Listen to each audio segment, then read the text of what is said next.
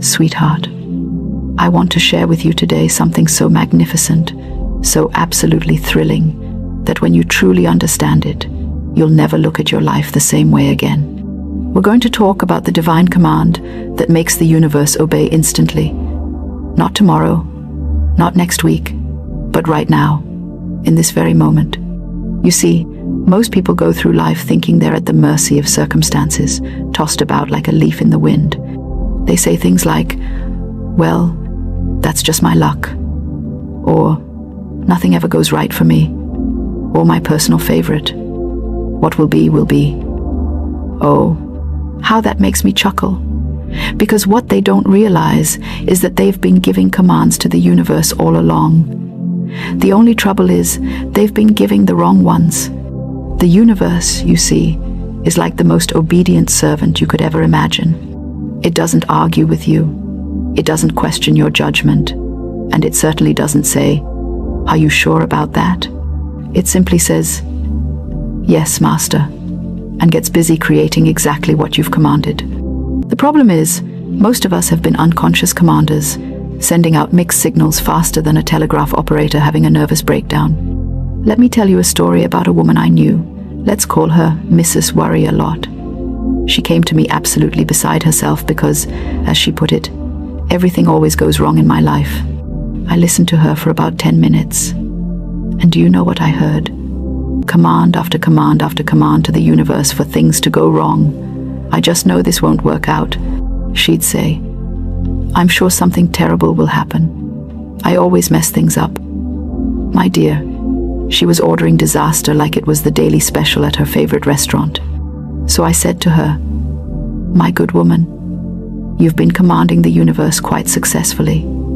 The only problem is, you've been commanding all the wrong things." She looked at me as if I'd suggested she take up tightrope walking. But here's the beautiful truth. The same power that was creating her problems could create her miracles. She just needed to change her commands. Now you might be wondering, what exactly is this divine command? Well, it's simpler than you think, and more powerful than you can imagine. It's the spoken word backed by unwavering faith. Not hope, mind you, not wishful thinking, but absolute rock-solid faith that knows, without a shadow of a doubt, that what you speak must come to pass. The Bible tells us that God said, "Let there be light," and there was light. He didn't say, "Well, let's see if we can get some light going here," or, "I hope this light thing works out." He commanded, and it was done. And here's the magnificent part. We're made in His image. That same creative power flows through us. We are co-creators with the divine, armed with the same tool that spoke the universe into existence, the Word. But here's where it gets interesting, and where most people trip themselves up. They think they can speak one way and believe another. They'll say their affirmations in the morning, "I am prosperous and successful," and then spend the rest of the day telling anyone who'll listen about how broke they are and how nothing ever works out. It's like ordering chocolate cake and then immediately shouting, "Cancel that! Bring me liver and onions." The poor universe doesn't know whether to laugh or cry. The divine command requires what I call single-mindedness. Your thoughts, your words, and your beliefs must march in the same direction, like a well-trained army. When they're all aligned, pointing toward the same goal, that's when miracles happen so fast it'll make your head spin. Let me share another story. There was a man who came to me, absolutely convinced he was meant to be poor. "I come from a long line of poor people," he said. "My father was poor, his father was poor, and his father before him was poor. It's just our lot in life." I had to bite my tongue to keep from laughing. Here was a man who had inherited poverty like it was the family silverware, polishing it lovingly and passing it down to the next generation. "My good man," I said, "you've been commanding poverty with such dedication. You deserve a medal. But what if you commanded prosperity with the same unwavering faith?" He looked skeptical, but he was desperate enough to try. We worked on changing his commands from, "I am poor because my family is poor," to, "I am prosperous because I am a child of the Most High." Within 6 months, opportunities began appearing in his life like flowers after rain. A business proposition that seemed to come from nowhere, an investment that paid off handsomely, and even a small inheritance from a distant relative he'd never met. The universe had simply responded to his new commands with the same obedience it had shown to his old ones. Now, you might be thinking, this sounds too good to be true. Where's the catch? The catch, my dear friends, is that you must become as a little child. Children don't doubt. When a child decides they're a princess or a superhero, they don't stop to analyze the probability of royal blood or the physics of flying. They simply are what they say they are, with complete and utter conviction. We grown-ups, with all our education and experience, have learned to doubt. We've been taught that being realistic is a virtue, that dreaming big is childish, and that we should expect less so we won't be disappointed. We've trained ourselves out of the very quality that makes the divine command work: absolute faith. But here's the wonderful news. You can reclaim that childlike faith. You can remember how to command the universe with the authority that is your birthright. It starts with understanding that doubt is not wisdom. It's just fear dressed up in intellectual clothing. The divine command works through what I call the law of supply and demand, but not in the way economists mean it. When you demand something from the universe with absolute faith, not begging, not pleading, but demanding as one who knows their rights, the supply appears. It has to. It's spiritual law, as reliable as gravity and as constant as the sunrise. But you must speak as one having authority. When Jesus commanded the storm to be still, he didn't say, "Please, if it's not too much trouble, could you possibly consider calming down a bit?" He said, "Peace, be still." And immediately, there was a great calm. That's the tone, that's the energy, that's the unwavering certainty that makes the universe snap to attention. I remember a dear woman who came to me, worried about her son who had been unemployed for months. She'd been praying and worrying in equal measure, which is like stepping on the gas and the brake at the same time. I taught her to command instead of petition. Instead of, "Please God, help my son find work," she learned to declare, "My son has perfect right action in his life. His ideal position now manifests." Within 2 weeks, he had 3 job offers. The universe doesn't dawdle when it receives clear orders from someone who knows they have the right to give them. The key to commanding with authority is remembering who you are. You're not a victim of circumstances. You're not at the mercy of the economy, the government, other people's opinions, or any other external condition. You are a spiritual being having a human experience, equipped with the same creative power that fashioned the stars and set the planets in motion. When you truly grasp this, not just intellectually, but in every cell of your being, your words carry a different vibration. They ring with authority because they come from someone who knows their divine inheritance. The universe recognizes this vibration and responds accordingly. But remember, the divine command isn't just about getting what you want. It's about aligning yourself with the highest good, with divine order, with what's meant to be.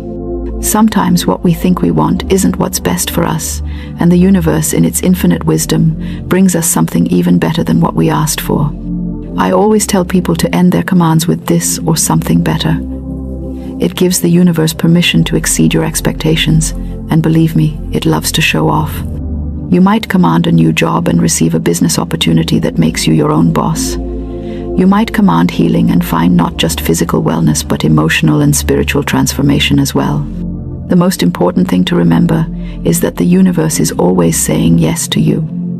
It's saying yes to your fears, yes to your doubts, yes to your limiting beliefs, and yes to your grandest dreams. The choice of what it says yes to is entirely up to you. You are the commander, and the universe is your willing servant. So starting today, beginning right now, I challenge you to become conscious of your commands. Listen to your words, watch your thoughts, and notice what you're ordering from the cosmic kitchen. Are you commanding lack or abundance, sickness or health, failure or success, love or loneliness? Whatever you've been commanding unconsciously, you can change consciously. The power is in your mouth, backed by the faith in your heart, supported by the truth of your divine nature. You are not here to be small, to struggle, to barely get by. You are here to demonstrate the magnificence of the creative power that flows through you. Remember, my dear friends, every time you speak, you're either commanding the universe to expand your good or contract it. There's no neutral ground. So why not command miracles? Why not demand the best life has to offer? Why not speak with the authority of one who knows they are beloved children of the Most High, entitled to every good thing? The divine command that makes the universe obey instantly isn't some mystical secret known only to a chosen few. It's your birthright, your inheritance, your natural spiritual technology. Use it wisely, use it boldly, and use it with love. Start with something small if you must, just to build your faith muscles. Command a parking space, a green light, or a beautiful day. Watch how quickly the universe responds when you speak with conviction rather than hope. Then gradually work up to the bigger things: perfect health, abundant prosperity, ideal relationships, meaningful work. The universe is waiting for your commands, my friends. It's been waiting your whole life.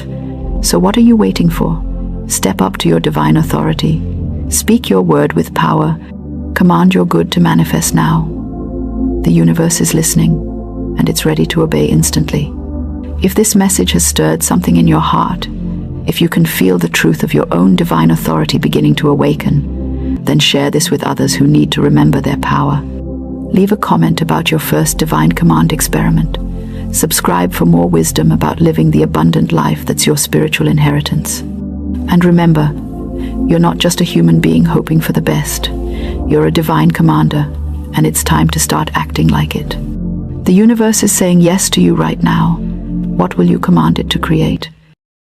Beloved, life is not a struggle but a game of precise laws and divine order. The invisible realm listens with unfailing accuracy to every word spoken, every thought entertained, every image impressed upon the heart.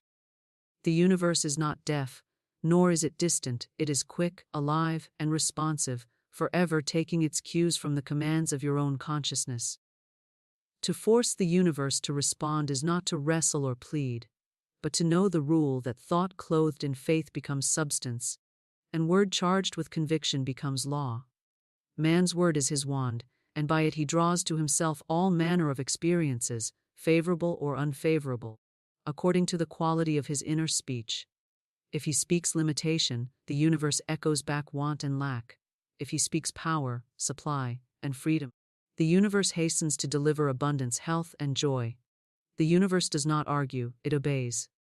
The delay, the contradiction, the seeming silence, all are but reflections of man's divided mind and his wavering decree. When the command is clear and unshaken, reality cannot resist, for it must conform to the voice of its master. Many walk through life believing themselves victims of chance, subject to circumstance, tossed upon the waves of fate.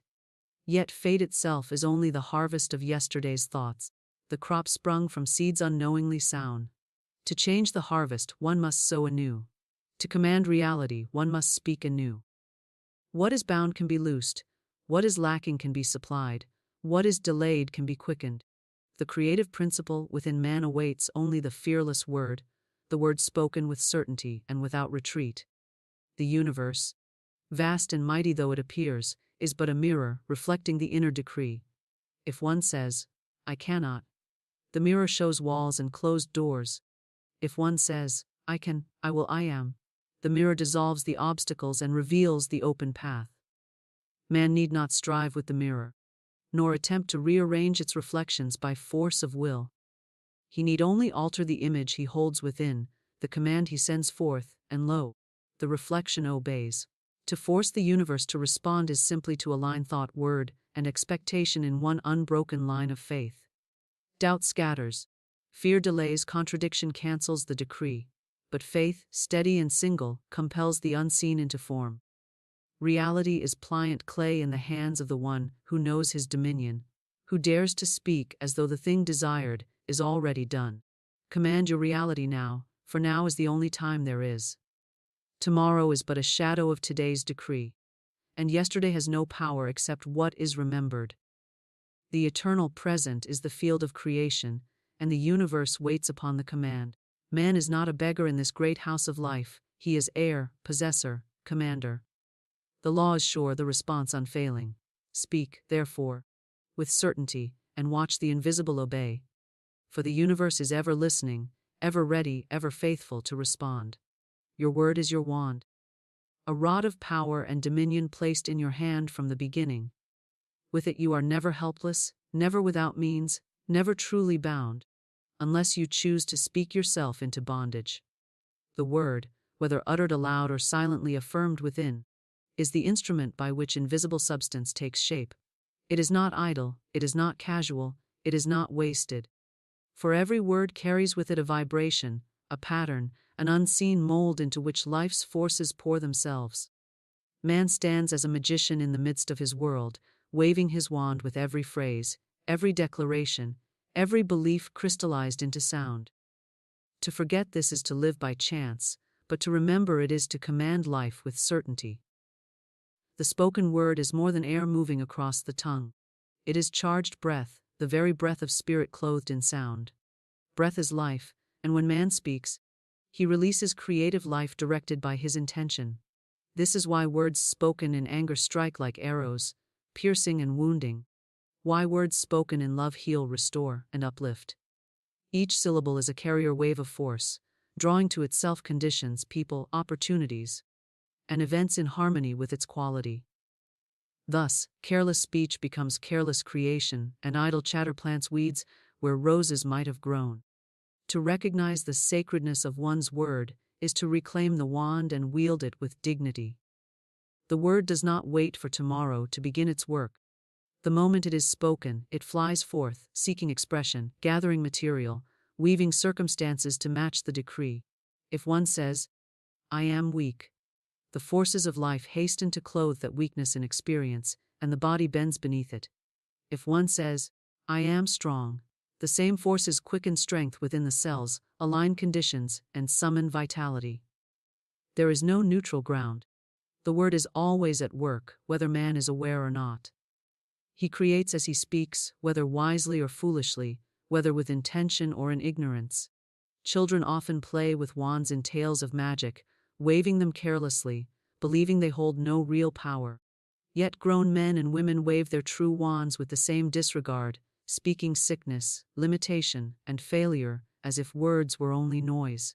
They forget the law is exact, and what is uttered returns not as echo but as form. Life never questions, it only fulfills. The man who declares, "Nothing good ever happens to me," has commanded his world to deliver misfortune faithfully. The woman who insists, "I am always provided for," finds supply flowing from unseen channels, for her word has drawn provision. The difference is not in fate, but in speech. The subconscious mind is the obedient servant of the word. It does not reason, it does not argue, it does not resist.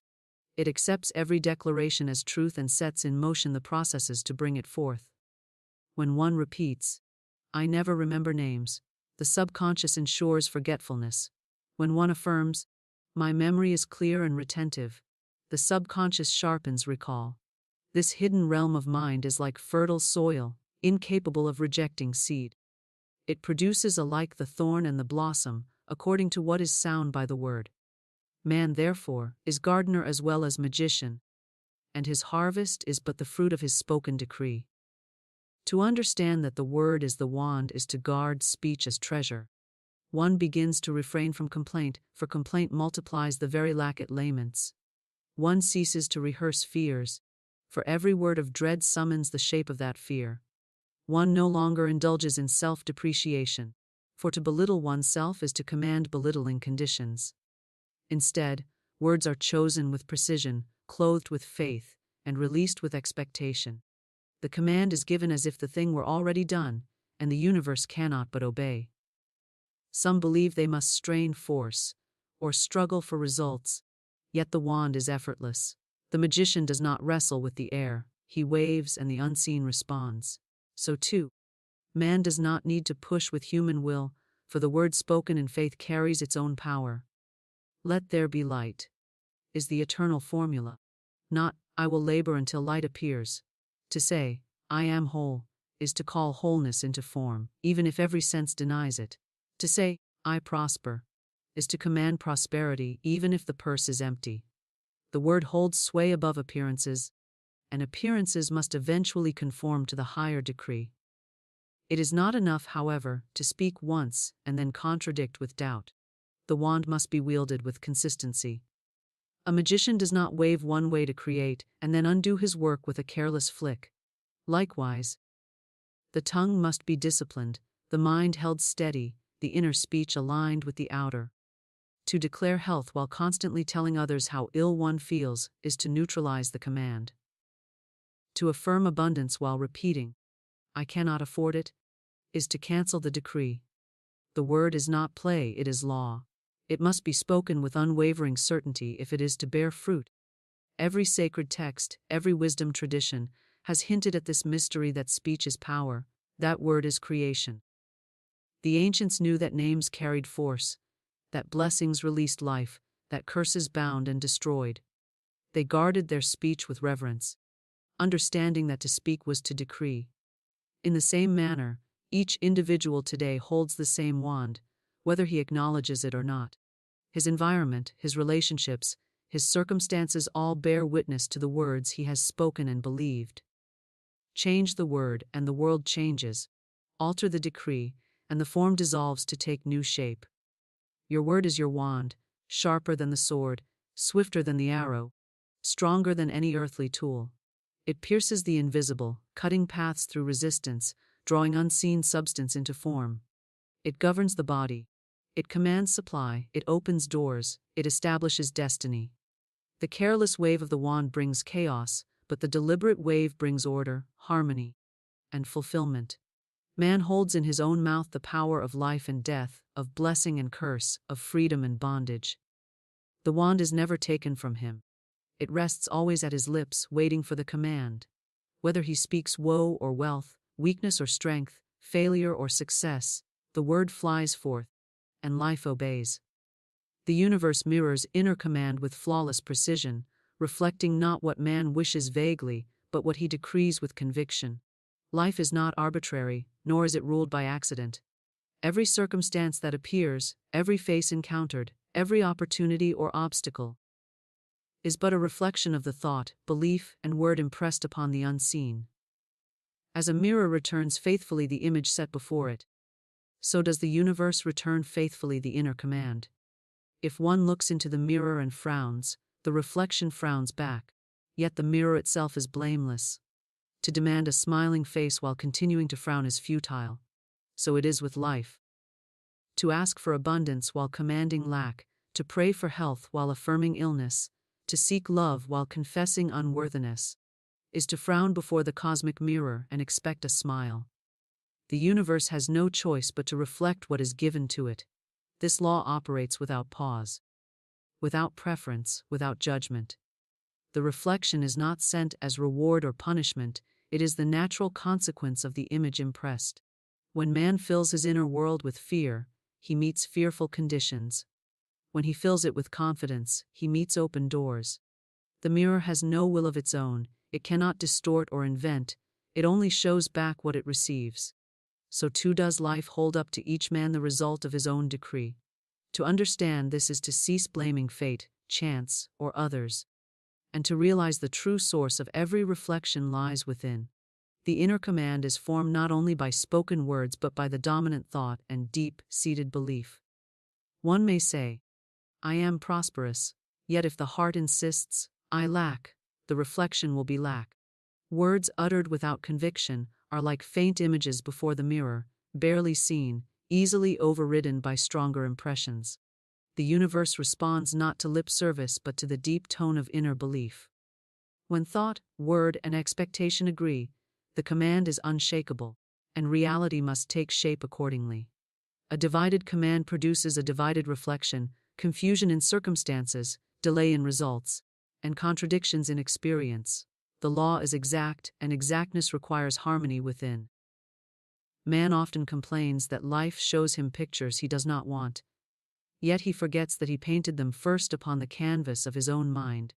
The reflection of hardship, loneliness, or failure is not a punishment sent from without but a decree issued from within.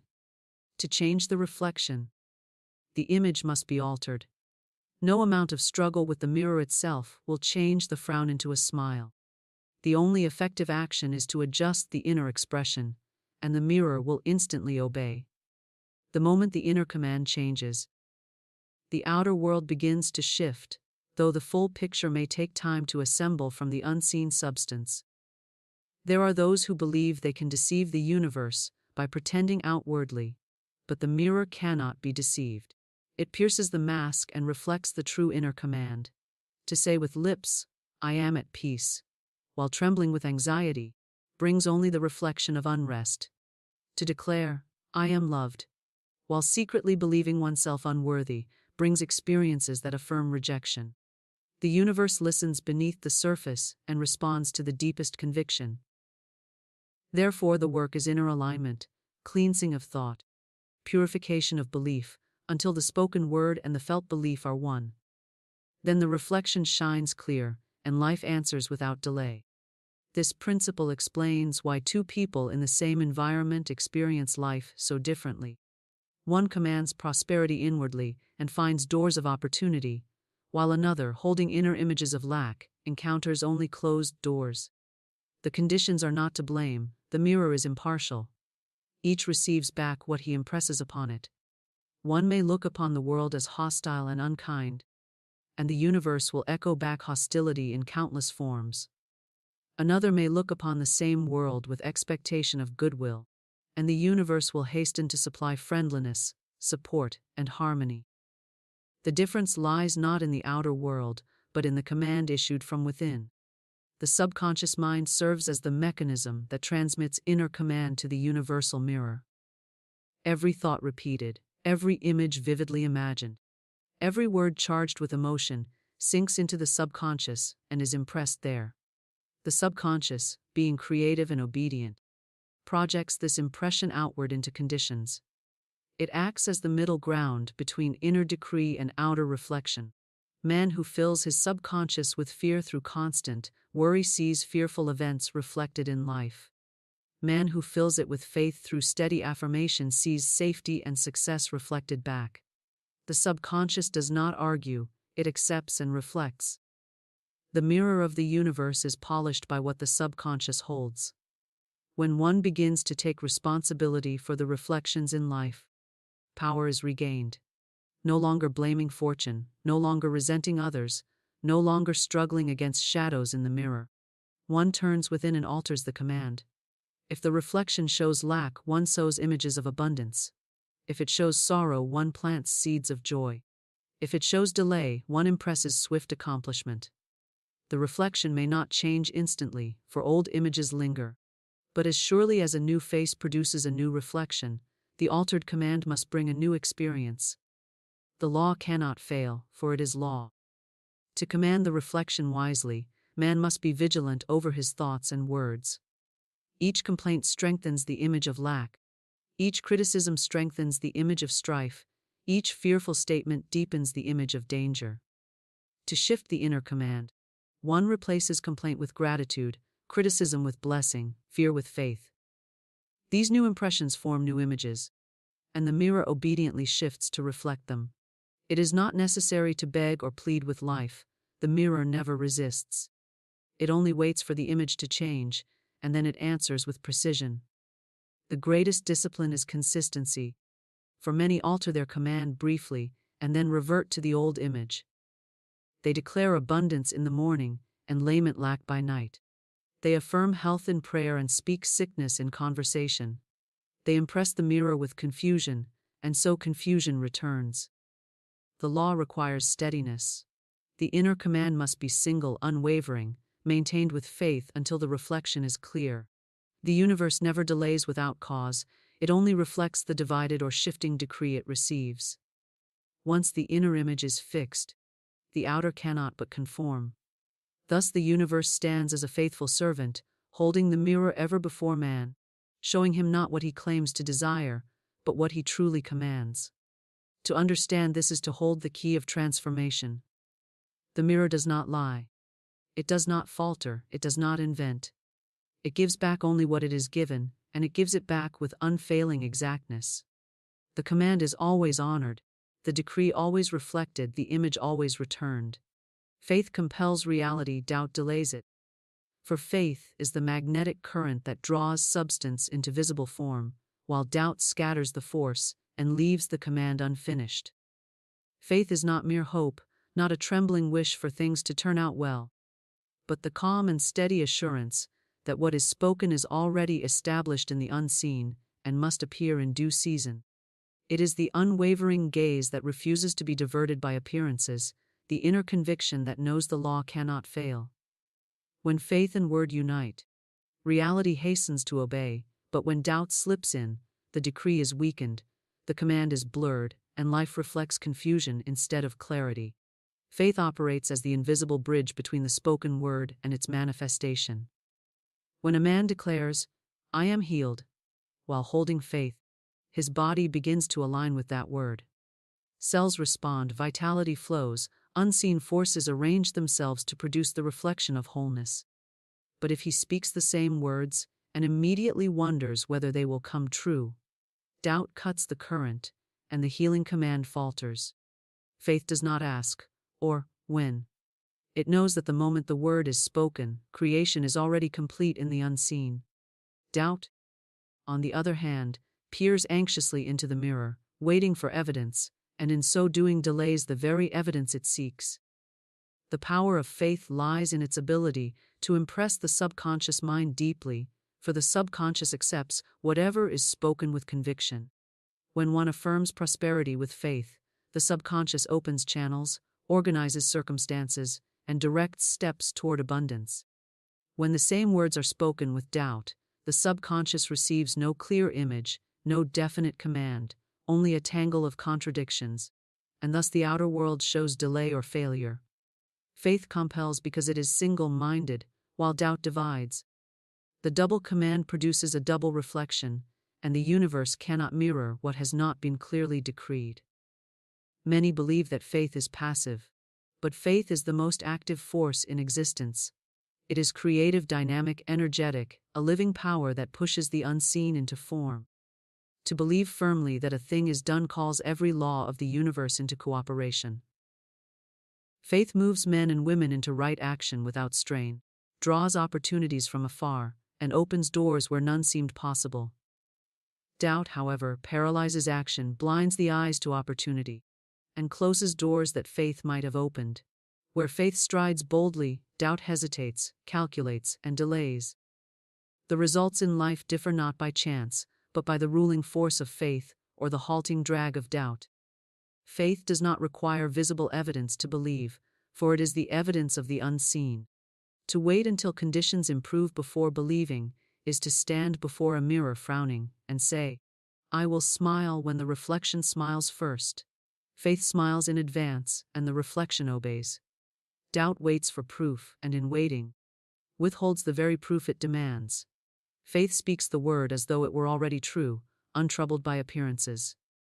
Doubt measures appearances, compares circumstances, and concludes against the possibility. Thus, faith compels reality into form, while doubt condemns it to remain unrealized. In the affairs of life, one may see how faith and doubt play their roles. The merchant who begins his venture with faith, declaring success and holding to it, finds customers drawn, doors opening, and prosperity flowing. The one who begins with doubt, fearing loss, watching for failure, often attracts the very downfall he dreaded. The patient who receives a word of healing with faith recovers swiftly, while the one who accepts it with doubt delays recovery. The student who believes in his ability to learn advances, while the one who doubts his mind struggles. In each case, the law is impartial. Faith compels the reality commanded, doubt delays it. The imagination is the workshop of faith. When man holds a picture with assurance, he feeds it with life, and the universe begins to shape it. The image of wealth held in faith calls forth supply. The image of harmony held in faith restores relationships. The image of achievement held in faith arranges circumstances for success. Doubt, however, interrupts the picture, erasing and redrawing it in confusion. One day the image is of prosperity, the next day of poverty, 1 hour of health, the next of sickness. The mirror of the universe reflects only what is clearly and consistently held, so the doubter sees delay, while the faithful see manifestation. Faith is not blind, as some imagine, for faith perceives the unseen reality more clearly than the eyes perceive visible things. It sees beyond present obstacles to the completed result. The man of faith speaks of success while standing in the desert, because he knows the springs are already prepared. The man of doubt waits for the springs to appear before he will believe, and thus remains thirsty. Faith is the higher vision that compels the desert to bloom, while doubt leaves it barren. Faith declares the harvest while the seed is still in the ground, and the ground responds. Doubt digs up the seed to see if it is growing and destroys it in the process. The practice of faith requires discipline, for appearances often contradict the word. One may affirm abundance while the purse is empty, health while the body aches, peace while surrounded by conflict.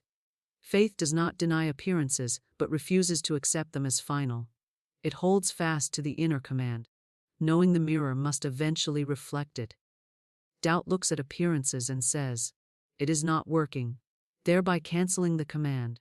Faith looks at the same appearances and says, "It is already done," and compels them to align.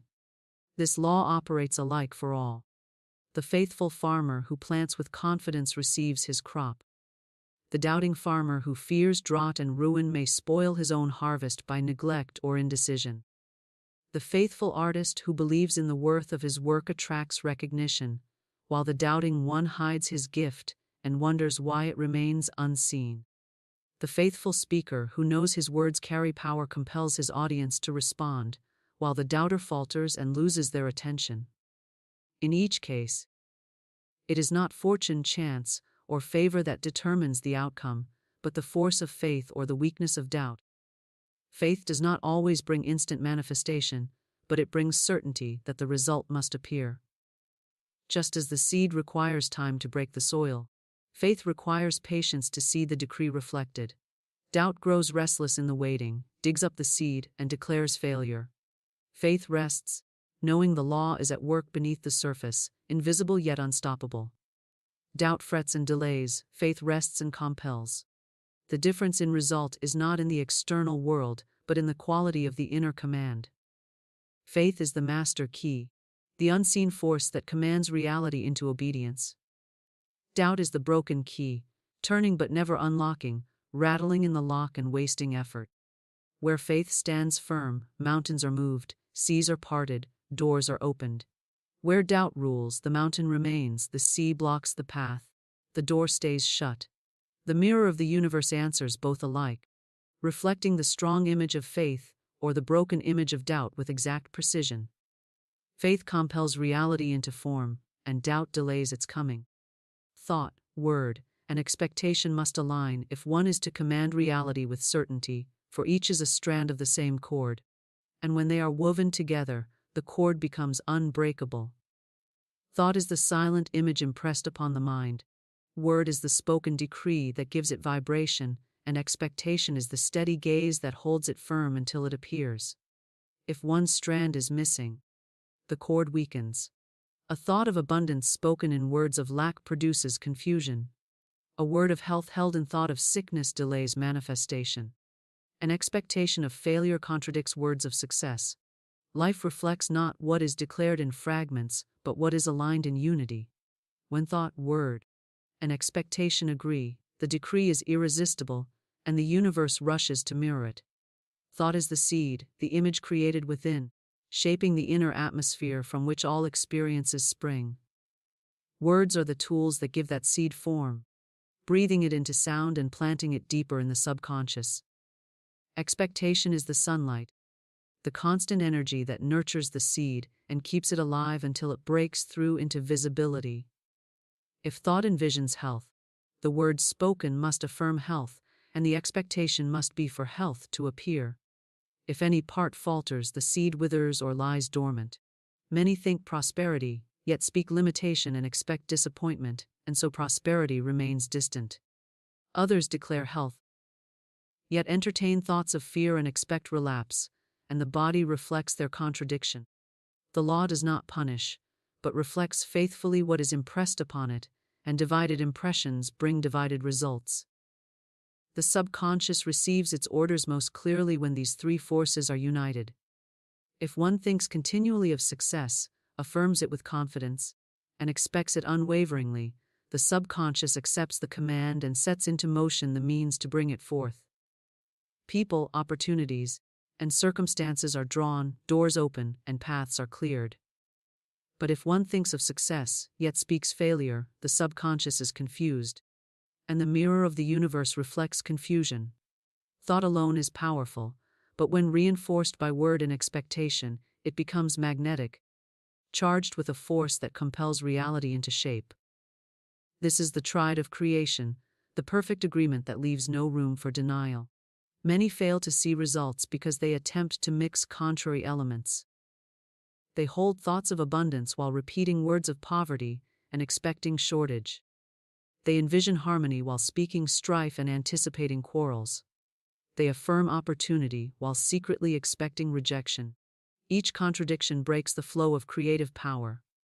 The universe is exact, it mirrors what is consistently held, not what is occasionally wished.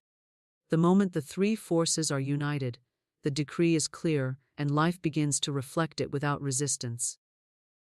Words spoken without corresponding thought are hollow, and though they carry some vibration, they lack the deep force of conviction. To say, "I am strong," while thinking, "I am weak," is to set up two opposing commands, and the reflection wavers between the two. Thought held without corresponding word is like a seed left unplanted, remaining within but seldom finding expression. Expectation without supporting thought or word is an idle dream, ungrounded and unproductive. But when thought builds the image, word declares it aloud, and expectation sustains it with confidence, the command becomes irresistible. The unseen responds to this harmony as surely as an echo answers sound. Expectation is often the missing element, for many think and even speak rightly but expect otherwise. They affirm prosperity yet expect bills to go unpaid, declare health yet expect symptoms to linger, affirm love yet expect disappointment. Expectation is the proof of belief, for one cannot expect what one does not believe possible. To hold the right thought, to speak the right word. But to expect defeat is to cancel the command. Expectation steadies the decree, keeps it alive during delay, and prevents the wavering that dissolves creation. Without it, the chord frays, and the reflection falters. This alignment is not mere positive thinking. For mere thought unbacked by word and expectation carries little weight. Nor is it mere repetition of phrases. For words spoken without belief remain surface echoes. Nor is it idle hoping, for expectation without thought and word is empty. It is the union of the three that compels reality. The farmer does not only think of a harvest, he plants the seed and expects the crop. He does not only speak of the seed, he places it in the ground and awaits its growth. He does not only expect harvest without planting, he unites thought, word and expectation, and the harvest is certain. So too must man plant his inner seed, speak it into command, and expect its appearance without wavering. The imagination is the workshop where thought takes form, and when imagination is charged with feeling, it becomes a clear command. To speak in harmony with that image strengthens it, and to expect its reality draws it nearer. If one imagines wealth, speaks of wealth, and expects wealth, he cannot remain poor, for the mirror of the universe reflects his decree. If he imagines health, speaks of health, and expects health, the body aligns with that command. If he imagines harmony, speaks peace, and expects peace, relationships bend to that vibration. The law cannot fail where harmony of command exists. This alignment requires discipline, for stray thoughts and careless words easily break the chain. To hold steady requires watchfulness, replacing every thought of lack with the image of abundance, every careless word with a decree of sufficiency, every doubtful expectation with calm assurance. The tongue must be guarded, the mind trained, and the heart steadied. The one who allows contradiction to slip in continually scatters his forces, and the mirror reflects scattered results. But the one who insists on harmony within, thinking abundance, speaking abundance, expecting abundance, gathers his forces into one clear command, and reality must conform. The law of alignment explains why some succeed where others fail, though both may desire the same outcome. The one who aligns his thought, word, and expectation creates a strong vibration, a decree that the universe cannot deny. The other, holding conflicting currents within, creates no clear command, and so life mirrors only confusion. Desire alone does not compel reality. It is the harmony of thought, word, and expectation that does. Each must be brought into agreement, each must say the same thing. Each must point toward the same outcome. Then and only then does the decree become irresistible. The universe is impartial, and its mirror is exact. It does not judge the command but reflects it faithfully. If the inner world speaks in one voice through thought, word, and expectation, the outer world answers without hesitation. If the inner world speaks in divided voices, the outer world reflects delay, conflict, or failure. The power lies not in any one strand alone, but in the weaving of all three into one unbroken cord. When thought imagines, word affirms, and expectation awaits with certainty, the unseen moves swiftly and reality conforms. Reality is created in the eternal now. For the present moment is the only field in which creation takes place. Yesterday has already hardened into form. Tomorrow is but a shadow yet unshaped, but now is alive, fluid, and pliable. All power rests in this instant, for it is here that thought is chosen, word is spoken, and expectation is set. Man often postpones his good, saying, "One day I shall prosper," or, "In time I shall be healed." But by doing so he thrusts his command into the distance, and leaves the mirror of the universe to reflect only waiting and delay. Reality answers not to some future hour, but to the decree given now. The eternal now holds the seed of every possibility, and what is impressed upon it takes root immediately in the unseen. To speak, "I am," in the present moment clothes the unseen with certainty, while to say, "I will be," places the command forever beyond reach, for tomorrow never arrives except as another now. The universe does not act upon wishes deferred, but upon commands issued with present authority. The individual who grasps this truth ceases to live in memory or anticipation, and learns to wield power in the only place it exists. He speaks not of what has been nor of what might be, but of what is now, and reality hastens to mirror the decree. The past is but a record of former commands, an outpicturing of words and beliefs long spoken. To dwell upon it is to rehearse the old decree and to keep it alive in the present. Many remain bound to old failures and injuries, continually speaking of them, thereby refreshing them in the eternal now. Each time they repeat the story, they issue the same command again, and the mirror reflects it once more. To release the past is to cease commanding it into present reality. The power to change lies not in rewriting history, but in giving a new decree in this instant, choosing a new image, speaking a new word, and expecting a new reflection. The future is shaped entirely by what is impressed now. It does not exist as a separate realm, but as a projection of today's decree carried forward.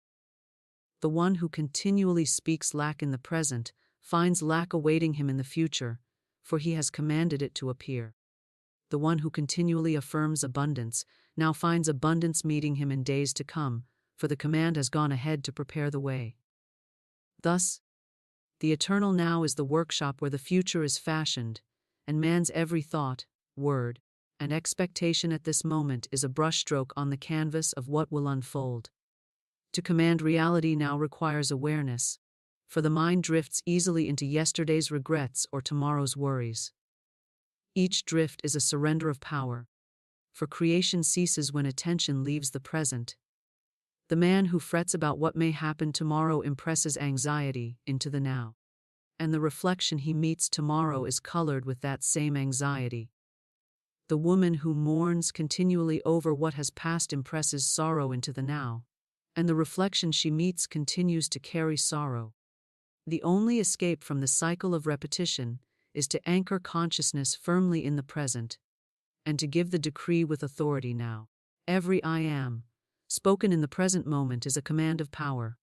I am prosperous, spoken now, plants the seed of prosperity. I am strong, spoken now, stirs vitality. I am at peace, spoken now, brings harmony. To say, I will be, is to cast the seed upon barren ground, for the soil of creation exists only in the present. The universe listens not to wishes cast into tomorrow, but to the word spoken as fact today. The individual who trains himself to speak in present terms aligns with the law of creation, and his reality shifts to reflect his decree. Expectation. 2. Must be rooted in the now. To expect that good will come someday is to postpone it indefinitely. To expect it now is to command its appearance. The subconscious responds most strongly to present declarations, for it knows no other time but now. When it receives the command clothed in present assurance, it acts at once to arrange conditions in harmony. The doubter who continually says, "Not yet, perhaps later," keeps the result always a step away, never allowing it to cross the threshold into reality. The believer who says, "It is mine now," compels the universe to mirror that conviction. The eternal now is also the place of release, for burdens of the past and fears of the future can only be dissolved here. One cannot forgive yesterday except by speaking forgiveness now. One cannot dissolve fear of tomorrow except by affirming safety now. To say, "I shall forgive," is to keep resentment alive. To say, "I forgive now," ends it. To say, "I shall overcome fear," is to continue fearing. To say, "I am fearless now," commands courage.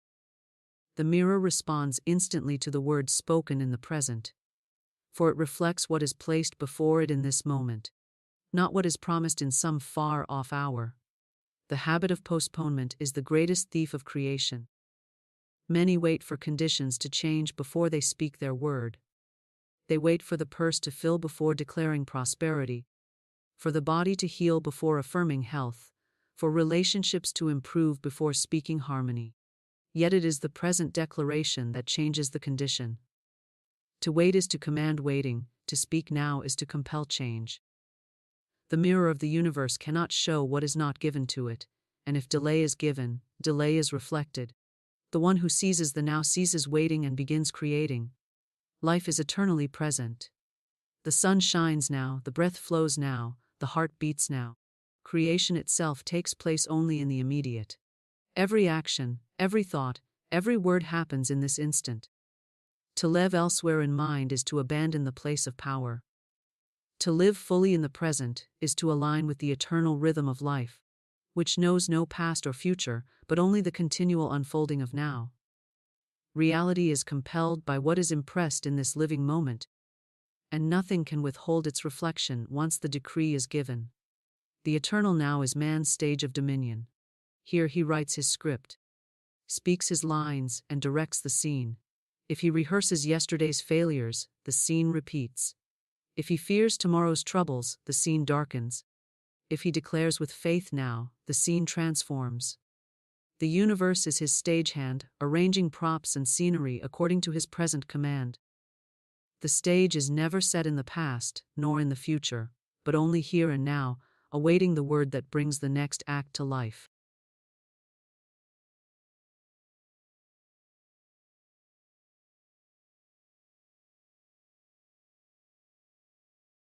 One.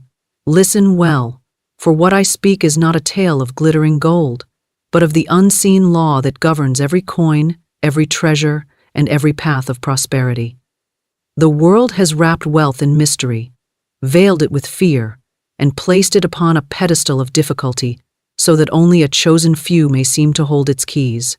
But I tell you, the real game of money is not played in banks, nor behind closed doors of grand mansions. It is played in the quiet chambers of the mind, in the radiant gardens of thought, and in the steady rhythm of belief. Many chase money as if it were a distant star, shining but untouchable. They grasp, they hurry, they labor until their backs are bent and their spirits worn. Yet the secret the rich hold close is this: money does not come to the grasping hand, it flows to the open channel. It does not answer to fear, it answers to certainty. It does not live in the realm of lack, it is born in the realm of abundance. Prosperity is not created by toil alone, but by thought aligned with divine law. The rich are not powerful because they possess money. They possess money because they know power. And power is not a whip. It is a whisper. It is the whisper that says, "I have already received." It is the quiet knowing that what belongs to you by divine right can never be withheld. While many cry out, "I want, I need," the wise declare, "I have, I am." And in that declaration, the invisible treasury of the universe swings open its golden doors. You have been taught to chase after wealth like a beggar at a feast, but the secret is to claim it as your own inheritance. Money is not a master but a servant. It bows to the one who stands firm in faith, who speaks the language of plenty, not of fear. The game is not to run faster, but to see clearer. For when your vision is anchored in truth, the world must obey. The real money game is an inner arrangement, a harmony between thought and divine supply. It is knowing that prosperity is not earned in sweat, but accepted in grace. While the world scurries to grab crumbs from the table of the rich, the enlightened soul remembers, "I am the banquet." The river of abundance is not a trickle reserved for a few, it is a mighty current that flows for all who are willing to believe. Today, as you hear these words, let the walls of limitation fall. Let the chains of fear dissolve, for the law of wealth is simple. What you expect with unwavering faith, what you speak with conviction, and what you claim without doubt must appear. This is the game the rich play, not with coins and ledgers, but with spirit and mind. And now you too may step onto that invisible playing field where prosperity is not a secret but a birthright. Money flows to certainty, not fear, for certainty is the language of the unseen law that governs every flow of wealth and opportunity. The invisible substance that shapes prosperity responds not to desperation, not to trembling pleas, but to the calm and unshakable assurance that what is yours is already on its way. When a person stands firm in faith, when their thoughts are anchored in the conviction of abundance, the invisible currents of supply begin to rearrange themselves. Situations shift, doors open, opportunities rise like golden dawns on horizons that once looked empty. Fear, on the other hand, is like a wall built by your own hand, blocking the natural stream of plenty. Fear whispers, "What if it doesn't come?" And the universe, always obedient to belief, answers with delay and scarcity. Certainty declares, "It is already mine," and the universe bows, responding with swift and sure supply. Certainty is not noise, it is not frantic, it is not begging. It is the quiet power of a soul that knows. It is like the stillness of a tree that knows the rain will fall, that the sun will rise, that the earth will hold its roots firm.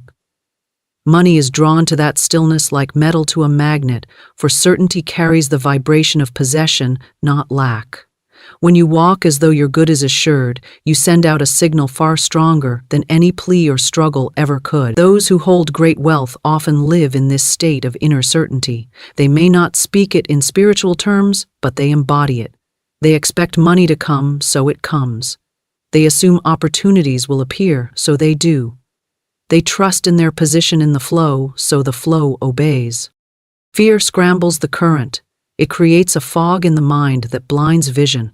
It makes one cling tightly to every coin, shutting the hand that must remain open for more to enter. When fear governs, decisions are made in panic, opportunities are missed, and the voice of intuition is drowned out by the noise of worry. Fear paints illusions of lack, convincing the mind that the supply is limited, that someone else must lose for you to gain. But certainty knows no such lies. Certainty is the clear sky through which wealth travels easily. It says, "There is enough for all," and in that recognition, it aligns with the abundance of the universe. The difference between one who is rich and one who remains in want is often not the work they do but the vibration they hold. A mind filled with fear works harder but receives little. A mind steady in certainty may seem to work effortlessly, yet everything flows. This is not chance, it is law. Fear is resistance, certainty is flow. Money cannot move into a life where fear builds dams at every turn. It requires the open gate of trust, the wide channel of expectation. This is why some toil endlessly yet never break free, while others, appearing to glide, receive more with ease. It is not luck. It is the nature of spiritual law. Certainty is a quiet command. It does not beg the universe, it instructs it. It is the energy of one who walks with a full cup even before the cup is filled. It is the knowing that your provision is not dependent on human means alone, but on the infinite supply that moves through all things.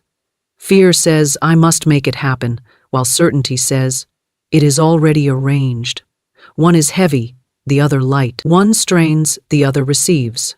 And money, being a form of energy, gravitates toward lightness, ease, and confidence. Fear is a shadow that convinces you to grasp and clutch, to hold on too tightly, to count every coin with trembling hands. Certainty allows you to give, to act boldly, to invest in yourself, to move forward as though the path is already cleared. It is not reckless, it is rooted. It is the difference between stepping onto a bridge unsure if it will hold, and walking across knowing it cannot fail. The one who holds certainty does not wait for evidence before believing. Their belief calls forth the evidence. The one who waits for proof remains always in waiting. Money listens to the mind that speaks with confidence. It drifts toward those who expect it, like a river flowing to a valley that makes space for it. Fear is a clenched fist. Certainty is an open hand. When you hold an open hand, the flow is continuous, giving and receiving without interruption. But a clenched fist, though it may protect a few coins, cannot receive more. It is locked. Many live in this locked state, guarding their lack, defending their fear, and wondering why the flow bypasses them. Certainty is not arrogance, it is alignment. It is the unspoken understanding that abundance is your birthright, not a prize you must beg for. It is walking through the marketplace of life with the ease of one who knows they belong, not shrinking in corners hoping to be seen. The wealthy embody this without even naming it. They operate as if wealth is a given, and so it is. Their energy says, I have, not, I hope, and the invisible law that governs supply responds faithfully, for it mirrors the state of consciousness it meets. Fear makes you doubt your worthiness. It says, who am I to have more? Certainty answers, I am already chosen, by divine law, to live in abundance. Fear clings to old stories of failure and lack. Certainty writes new stories and watches them unfold. Fear looks at the visible world and trembles. Certainty looks at the invisible supply and rests. And because what is invisible shapes the visible, certainty always prevails. In every transaction, every opportunity, every exchange, your state of being speaks louder than your words. Fear shouts lack into the universe, and the universe echoes it back.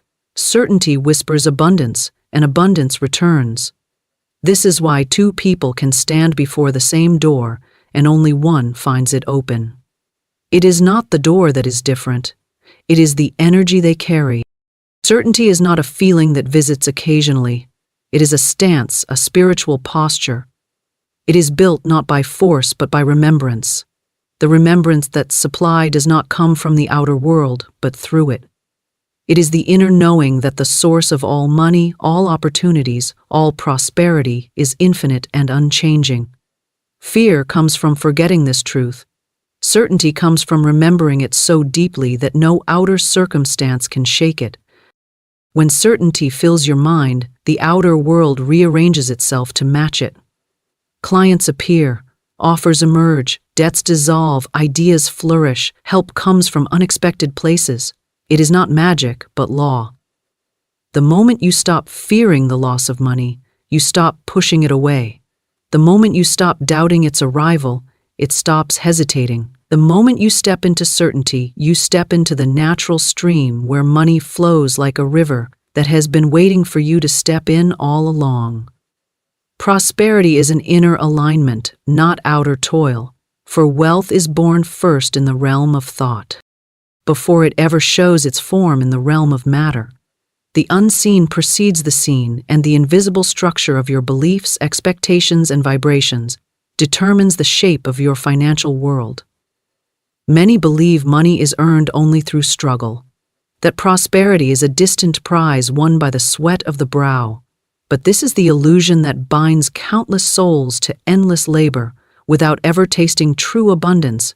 The law is simpler and far more powerful. When the inner self aligns with prosperity, the outer world must reflect it, just as a mirror cannot deny the image before it. Outer toil without inner alignment is like sowing seeds in barren ground. No matter how hard you work, how long you labor, the soil of lack cannot yield a harvest of abundance. But when the soil of the mind is rich with faith, certainty, and expectation, even a small seed can produce an overflowing harvest. Prosperity is not measured by how much effort one exerts, but by how clearly one aligns their inner world with the truth of abundance. Work done in fear yields only more fear. Work done in doubt brings meager results. But work done in alignment multiplies itself, for it is fueled by the limitless supply that flows through the universe. The rich have learned, whether knowingly or not, to live from a place of inner alignment. Their minds do not wrestle with scarcity, their thoughts do not echo lack. They move as if supply is natural, as if increase is certain, and so their outer circumstances bend to match this inner rhythm. This is not because they are chosen or lucky, but because they have aligned themselves with the frequency of wealth. To them, prosperity is not a chase, but a state of being. Inner alignment is like tuning an instrument. When the strings of your mind vibrate in harmony with abundance, the song of wealth plays effortlessly. But when those strings are tangled with fear, doubt, resentment, or unworthiness, the music is discordant and the flow of prosperity is disrupted. Many spend their days adjusting the outer world, changing jobs, pushing harder, grasping for opportunities, believing that a different circumstance will bring wealth. Yet the true shift happens not in the outer circumstance but in the inner alignment. When the mind is aligned, opportunities are drawn naturally. Doors open where walls once stood, and the right actions come with ease rather than strain. Outer toil is heavy and restless when it is divorced from inner alignment. It creates exhaustion, frustration, and bitterness, for the soul knows it is pushing against the current instead of flowing with it. True prosperity does not demand endless struggle. It demands a mind that is tuned to receive. This does not mean one sits idly. It means one acts from inspired movement rather than fearful chasing. The work flows, not drags. The hours bring fruit, not emptiness. When the inner self says, "I am abundant," the outer world must obey, for law bends to consciousness. A person may labor tirelessly for years and remain poor in spirit and in bank, while another, seemingly less strained, prospers greatly. This contrast is not unfairness, but reflection of alignment. The universe is not moved by effort alone. It is moved by the vibration behind the effort. When fear fuels action, it creates scarcity. When faith fuels action, it creates increase. Inner alignment is that sacred point where thought, emotion, and belief stand united in the conviction of plenty. From this state, work becomes a joyful expression, not a desperate plea. Inner alignment requires cleansing the mind of the whispers of lack. The world is full of voices that say prosperity is rare, that money is hard, that abundance belongs only to a few. These are not truths, they are lies dressed as wisdom. To align inwardly with prosperity is to strip away these illusions and return to the fundamental knowing that supply is infinite. The same air that fills every lung without limit is the same abundance that flows through every channel when allowed. Scarcity is not the nature of the universe, it is the creation of fearful minds. When the inner self truly aligns with prosperity, even simple acts carry power. A conversation becomes a doorway, a single idea becomes a river of wealth, a chance meeting becomes a stepping stone. Nothing is wasted because the inner state magnetizes everything toward increase. Outer toil without this alignment is like trying to push water uphill. Inner alignment turns the current in your favor. It is the difference between forced effort and effortless flow. To align inwardly with prosperity is to adopt the language of abundance. Instead of saying, "I must struggle to get," the soul declares, "I am in the flow of supply." Instead of fearing loss, it knows there is always more. Instead of hoarding, it circulates freely, knowing that what goes out must return multiplied. Outer toil grips tightly in fear. Inner alignment opens freely in trust. One builds walls, the other opens gates. Many believe that if they work harder, they will earn more. But hard work rooted in misalignment often leads only to more hard work. The soul that is aligned may work, but their work is touched with grace. They are guided toward the right actions, the right people, the right timing. It is not about doing more, but about doing from the right state of being. Alignment turns ordinary actions into extraordinary results, because the invisible law stands behind them. Prosperity begins in thought. Every fortune that has ever been built was first conceived in the unseen. It was held in mind with conviction before it took form in matter. Outer toil is the branch, inner alignment is the root. Without the root, the branch withers no matter how vigorously it is shaken. Those who build their lives upon outer toil alone are like builders constructing a house on sand. One strong wave of fear or circumstance and the structure collapses, but those who align inwardly stand upon solid ground, for their wealth is rooted not in external things, but in the unshakable law of abundance. Inner alignment is the quiet confidence that precedes manifestation. It is not shouting or demanding, it is knowing. It is the calm center of a storm that cannot be moved by temporary appearances. When the outer world shows lack, the aligned soul does not tremble, for it knows the outer is only a shadow of the inner, and shadows change when the light shifts. It adjusts inwardly, and the outer must follow. Outer toil has limits, the body tires, the hours end, opportunities run dry. Inner alignment has no such limits. It is a well that does not run out, for it is connected to infinite supply. The one who aligns inwardly taps into a reservoir that toil alone can never reach. This is why some seem to attract wealth without strain. They have mastered the inner game, and the outer becomes a reflection, not a battle. Prosperity responds to belief more than effort. It bends to faith more than force. It follows alignment more than action. This is the key so few understand. They chase the effects instead of tuning into the cause. But once the inner state matches the vibration of abundance, the outer cannot help but align with it. What seemed far away begins to appear with ease. What seemed difficult begins to flow naturally. What once felt like a struggle becomes a dance with the current of life. To live from inner alignment is to live from a place of quiet authority. It is the unshaken sense that all you need already exists and is moving toward you in divine order. It is walking through life with your head held high, not because you have everything in your hands, but because you know it is already yours in the unseen. Outer toil bows to inner alignment, for the outer world is only a servant of the inner law. Those who master the inner no longer chase, they attract. Those who align no longer grasp, they receive. Those who know no longer fear, they create. Wealth is claimed, not chased. For the act of chasing implies distance, lack, and a belief that what you desire is somewhere outside of your reach. Chasing is the behavior of the uncertain, the ones who believe they must prove their worth to the universe, while claiming is the quiet action of those who know their inheritance is already theirs. To chase is to run after a shadow, forever just beyond your grasp. To claim is to stand in your rightful place and let what belongs to you come forward. This is not arrogance, but divine alignment. When you claim, you step into a spiritual authority that needs no begging, no grasping, no chasing after promises.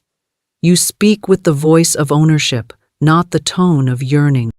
Chasing wealth is a confession of lack. It is the language of someone who has accepted that abundance lives elsewhere. It creates a vibration of pursuit, which keeps prosperity on the run. The harder you chase, the farther it moves, because your own belief is pushing it away.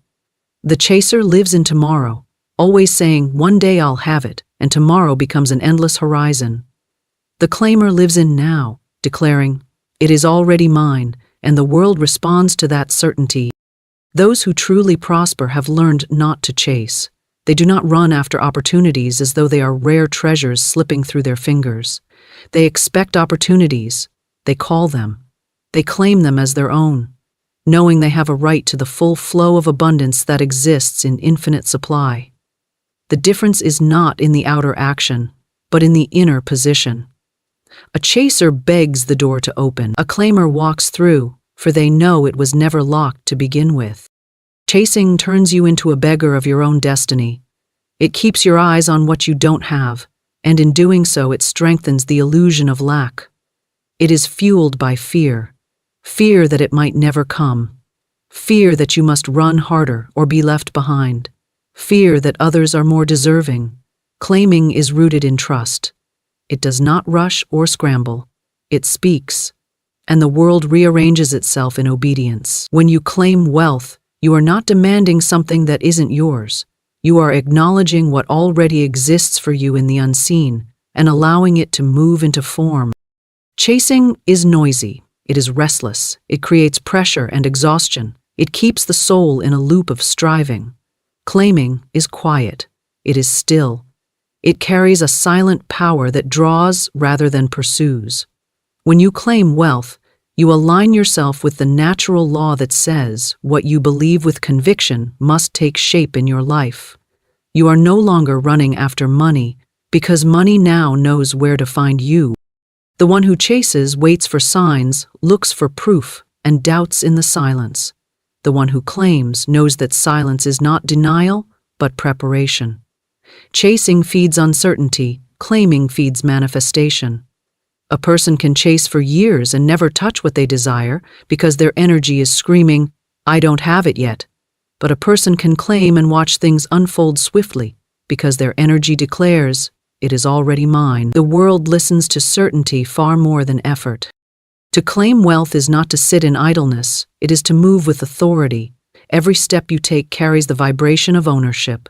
Every action you take is a declaration, not a plea.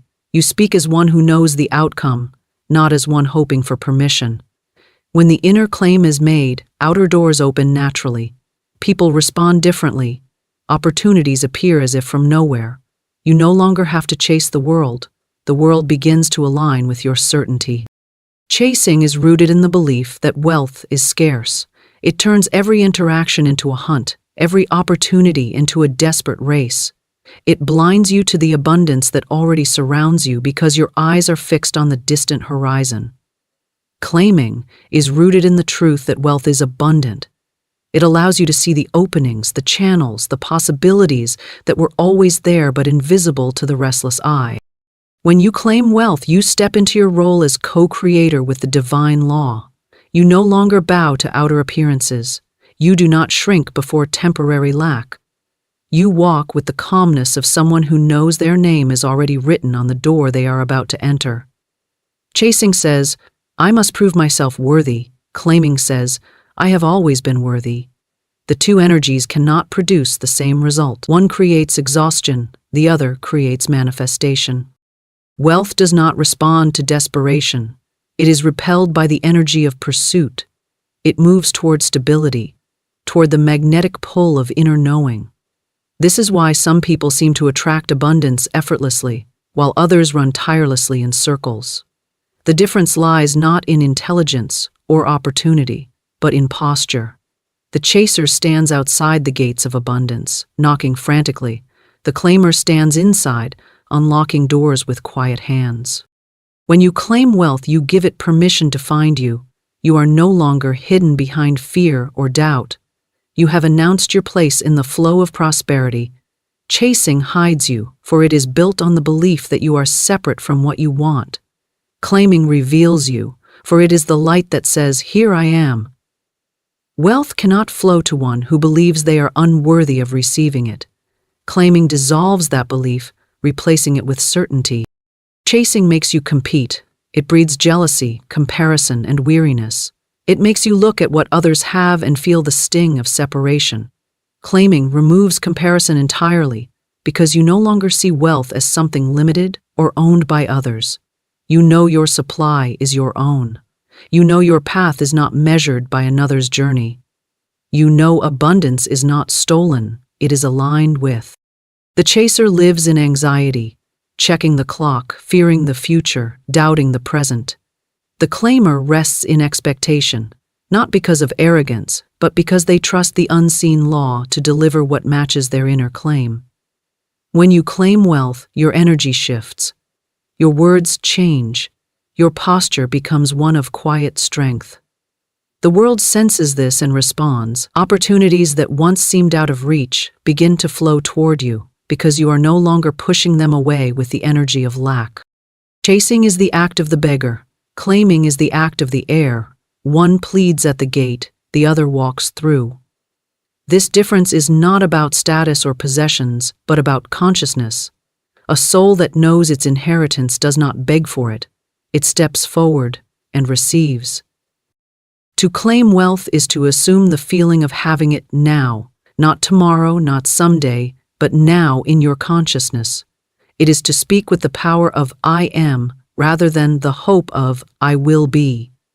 This subtle shift in language and thought creates massive shifts in reality because the outer world is a faithful mirror of the inner one.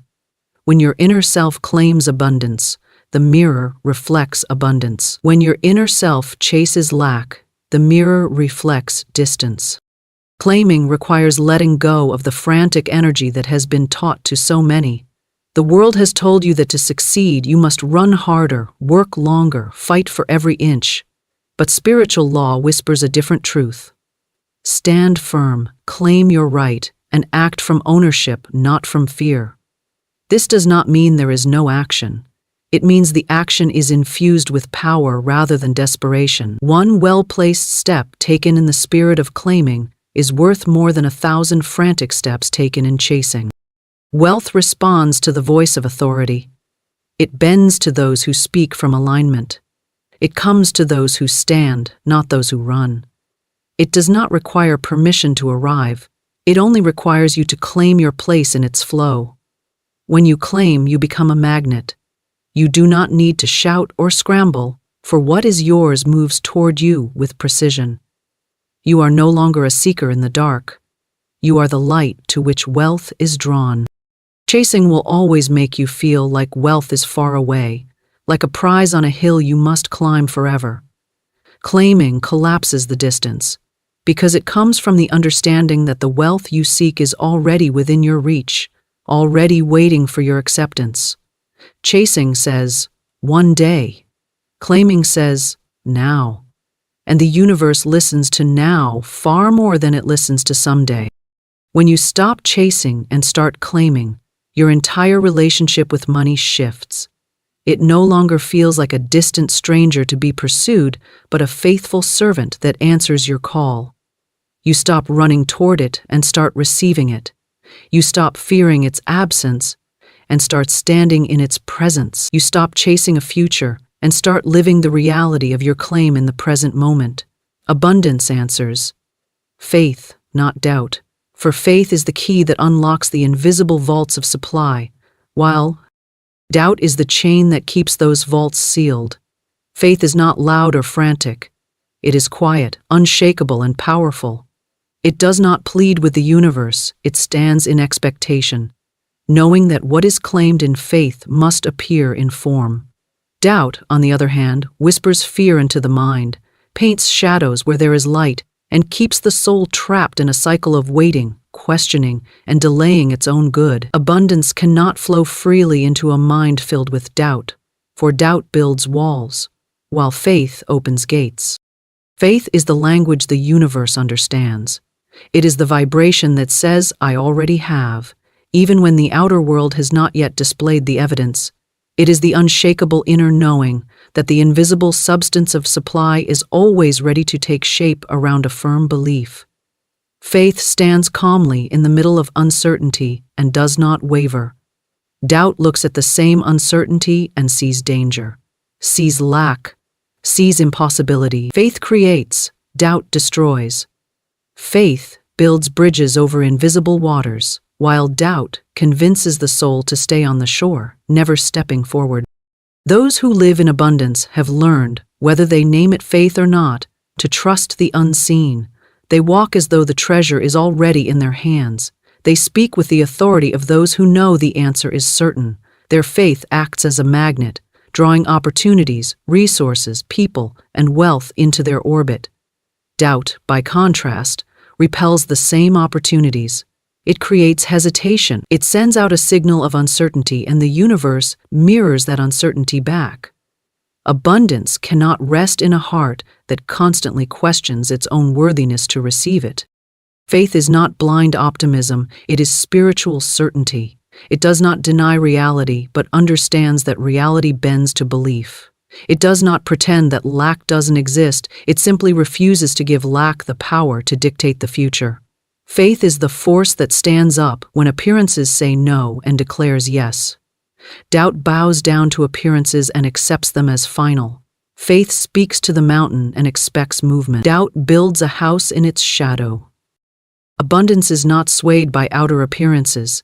It flows to those who hold their inner conviction steady. Faith is the anchor in that flow. It is the deep knowing that there is always more, that what is yours cannot be withheld, that every seeming delay is only preparation. Doubt interrupts this flow by planting seeds of fear. What if it doesn't happen? What if it's not meant for me? What if I fail? These questions poison the soil of the mind, preventing the harvest of abundance from sprouting. Faith uproots those weeds and declares, "It is already done." Many spend their lives wavering between faith and doubt, planting seeds with one hand and uprooting them with the other. They believe for a moment, then fear the next. They speak words of abundance, then undo them with words of lack. Faith cannot flourish in a divided mind. Abundance requires a steady signal. It listens to conviction, not confusion. When you hold faith unwaveringly, the universe responds with clarity. When you waver in doubt, the response is silence and delay. Faith allows you to act from the place of already having received. You speak differently, walk differently, think differently when faith is your foundation.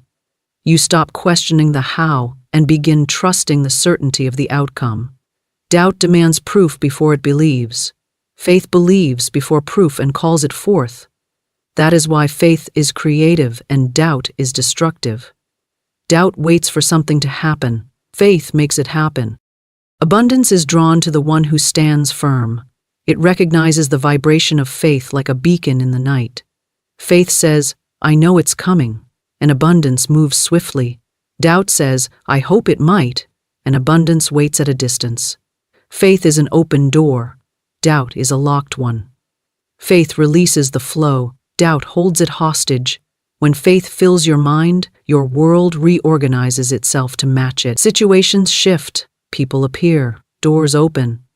Doubt creates static energy that keeps everything stuck in potential, but never allows it to manifest. Faith is not the absence of uncertainty in the world around you. It is the refusal to let uncertainty dictate your inner state. It is the spiritual stance of knowing that no matter what is seen, the unseen law of supply is more powerful. It is standing in the middle of the storm with steady hands, declaring abundance, even when the outer world looks empty. Doubt trembles at the storm, faith commands it. Those who prosper have trained themselves to lean into faith even when their senses tempt them to doubt. They know that appearances are temporary and faith is eternal. They do not let temporary lack deceive them into believing that abundance has disappeared. They hold their belief like a torch in the dark, and because they do, the path is illuminated. Doubt would have them stumble, lose sight, turn back. Faith walks forward and abundance meets it halfway.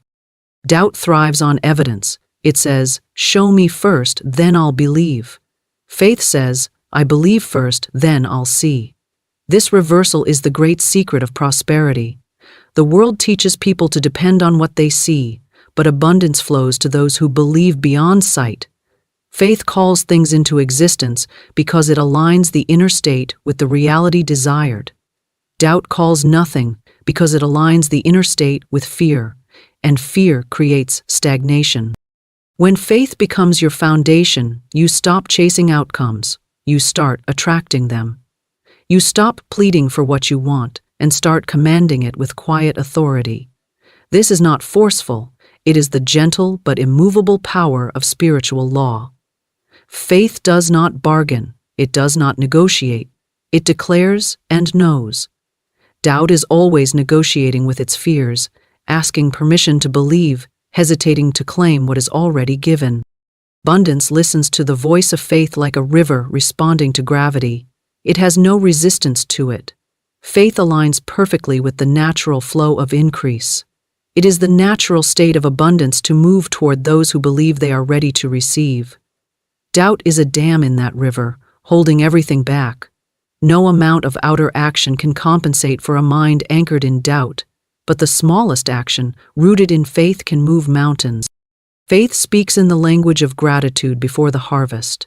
It says thank you before the crop is seen, knowing it already exists in the unseen. Doubt waits to see the crop before it gives thanks, and in waiting, it delays the harvest. Faith brings you into alignment with abundance now, not later. It collapses the distance between desire and manifestation. Doubt stretches that distance into endless waiting. When faith fills the heart, fear loses its grip. Fear cannot survive in the presence of unwavering belief. And when fear dissolves, the pathways for abundance open wide. The mind stops clutching at control. The soul stops begging.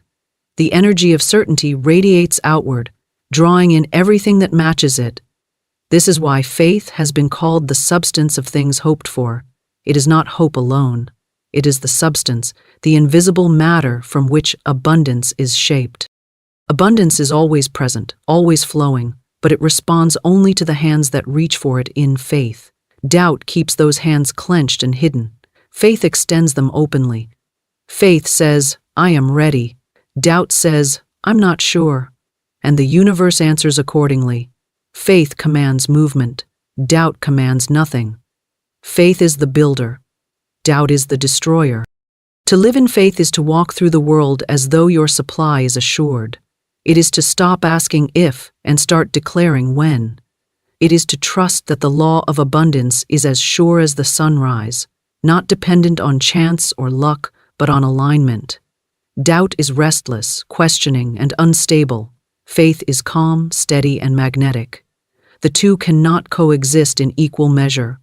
One must lead. Those who cultivate faith become unshakable, for they no longer depend on appearances to feel secure. They know that the source of their wealth, their opportunities, their blessings, is not external but spiritual.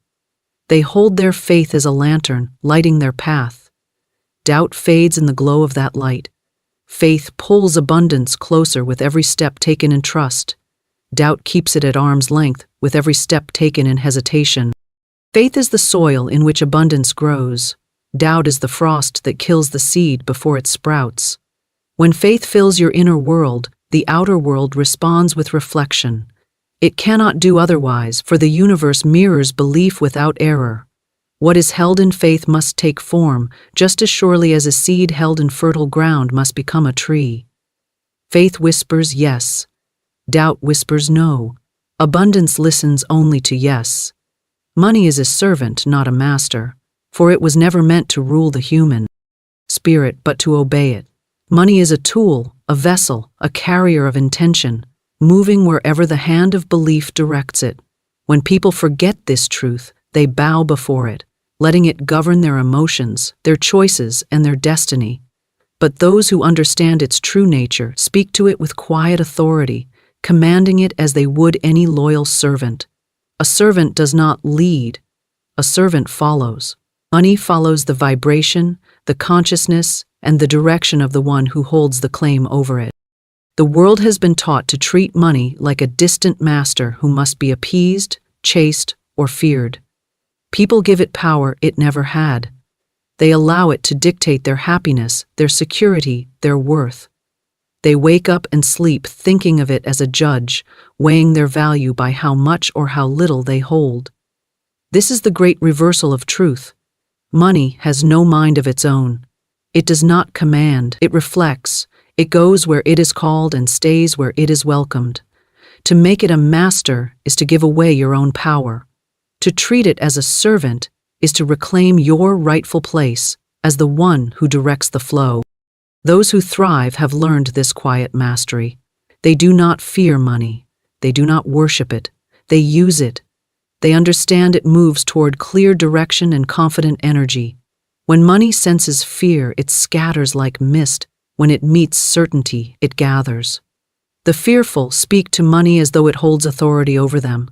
The wise speak as though they hold authority over it.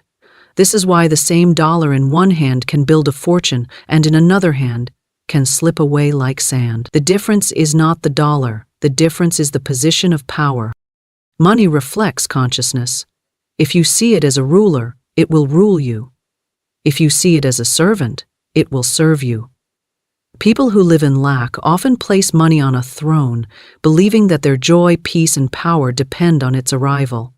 They say, "If only I had money, I would feel secure. If only I had money, I would live freely." But in saying this, they bind themselves to a false master. Their emotions swing with every gain and loss. Their choices shrink in the presence of fear. Their faith collapses at the sight of a dwindling balance. A true master of money is unmoved by its comings and goings, because they understand that money is not the source. It is only a channel. Money serves thought, it serves faith, it serves clarity, it answers to inner alignment. It has no will to resist or to control. When directed by fear, it flees. When guided by purpose, it multiplies. When held with trembling hands, it slips away. When held with confident hands, it grows. The servant mirrors the master. If the master is unstable, the servant wanders. If the master stands firm, the servant stays loyal. People who are mastered by money live in constant reaction. A bill arrives and they shrink. An opportunity appears and they doubt. A shift in the flow happens and they panic. But those who master money act from inner steadiness. They do not allow a temporary number to dictate their worth or direction. They give money its task and let it move accordingly. They speak to it as one speaks to a trusted messenger, sending it out with purpose and expecting its return. Money is neutral. It carries no emotion of its own. It becomes what you make of it. When you approach it with desperation, it reflects scarcity. When you approach it with calm authority, it reflects abundance. Many spend their lives trying to please it, fearing its absence, clinging to every penny, and in doing so they create a relationship of servitude where they are the servant. This inversion keeps them small, but when one remembers their true place, the energy shifts entirely. To master money is not to dominate others with it. It is to command your own inner state so strongly that money can only follow. It is to hold a vision so clear that money becomes a willing instrument to bring it forth. It is to give money a purpose rather than letting it give purpose to you. This is the silent truth the wealthy understand. They direct money like a current, flowing it where it is needed, multiplying it through vision, not fear. When you make money your master, it owns your time, it decides your moves, it governs your peace. You work for it rather than with it. You sacrifice your dreams to hold on to it. You let it dictate what is possible. But when it is your servant, it obeys your faith, your purpose, your direction. It becomes an ally, not a chain. The servant does not argue, it carries out orders. Many fear money because they have seen it control others. They have witnessed greed, obsession, and corruption, and assumed this is the nature of money itself. But these are the reflections of those who let it rule them. Money, when guided by clear intention, is simply energy in motion. It builds homes, feeds the hungry, opens paths, creates change. When left in the hands of fear, it breeds misery. When placed under the hand of purpose, it creates expansion. The posture of mastery over money begins in thought. If you speak to it with trembling words, it hears fear and drifts away. If you speak with the authority of one who knows they are the source of their abundance, it responds like a faithful servant returning home.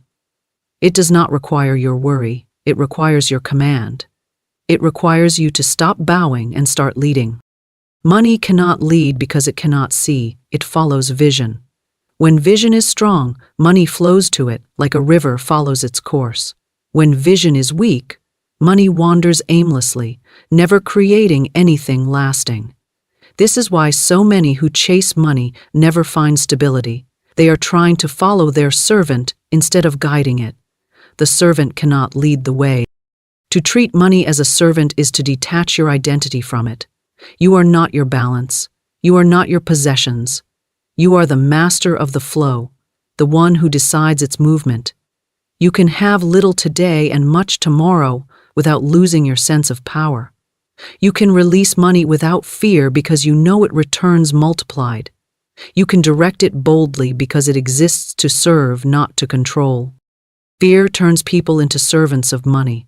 They hoard, they panic, they sacrifice their joy in its name. Faith turns money into a servant of purpose. It flows easily, it obeys direction, it grows in the hands of clarity. Those who understand this no longer chase. They no longer worry when it moves in and out, because they know they are the constant, not the currency. Money respects authority, not the authority of force, but the authority of belief. It is drawn to the one who stands firm in their worthiness to receive and their willingness to direct it wisely. It avoids the one who wavers, who fears, who treats it like a master. It thrives where it is given orders, not worship. It expands where it is used with confidence, not clung to in desperation. When you stand as master over money, you become free. You no longer measure your peace by what is in your hand.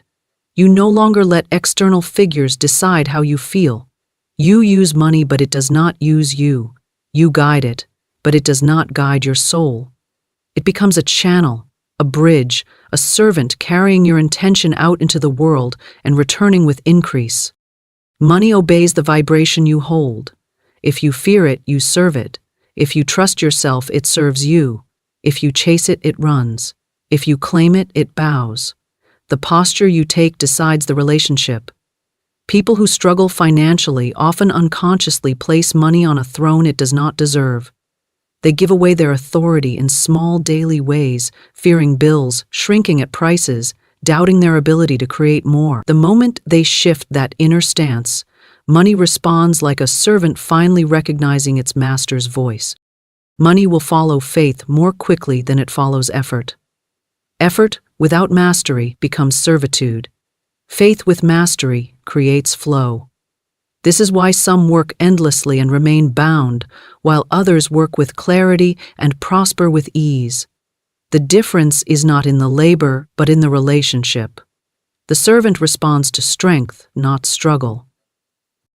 The wise do not chase after their servants, they call them. They do not beg their servants to stay, they direct them. They do not let their servants determine their worth. They give them their task and move forward with calm expectation. Money requires the same stance. It responds to clarity, confidence, and command. It drifts away from fear, doubt, and worship. Money is not a master to be feared or obeyed. It is a servant to be directed. It was designed to work for you, not against you.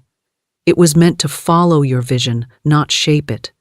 It carries out the commands of your inner world with precision. If your inner world says lack, it serves lack. If your inner world says abundance, it serves abundance. It cannot do otherwise because it has no will of its own. When you finally place money back in its rightful role as servant, the chains of financial fear begin to break. The weight of chasing lifts. The endless worry about its arrival and departure quiets. You begin to move from a place of authority, knowing that what you command in faith must obey. You stop asking money to give you permission to live. You stop instructing it to follow your purpose. You stop shrinking in its shadow and stand in your rightful place as the master of the flow. There is a divine law that governs all things seen and unseen, a perfect balance that ensures no loss can ever be final, and no absence can diminish what is truly yours by right of consciousness. What departs from your life, whether it be a person, a situation, or an opportunity, goes because it is no longer aligned with the higher pattern being prepared for you. When one door closes, it is because a greater door waits to be opened, a door no human hand can shut. In the realm of spirit, nothing is ever truly taken from you. What is yours in divine right cannot be stolen, delayed, or withheld. When people walk away, it is often because they are not capable of walking with you into the next chapter of your unfolding good. Their leaving is not a loss but a release, clearing the way for those who will see your light without fear, who will honor your presence without hesitation, who will recognize your worth without comparison. Regret belongs to those who fail to recognize the gift while it is present. It is the echo of a soul that once stood in the radiance of your being, but could not hold it, could not nurture it, could not rise to meet it. Yet their regret is not your burden, for your path is ordered by something far greater than their choices. The law of love and harmony ensures that those who fail to value you only make space for those who will treasure you rightly. You are not diminished by rejection, for rejection is but a redirection. You are not lessened by absence, for absence merely magnifies the essence of what remains eternal in you. You are a center of power, a vessel of wisdom, a living expression of abundance and beauty. Whoever cannot remain by your side has chosen to step away from the banquet of blessings that flow through your life. Their regret is the natural harvest of seeds they themselves have sown.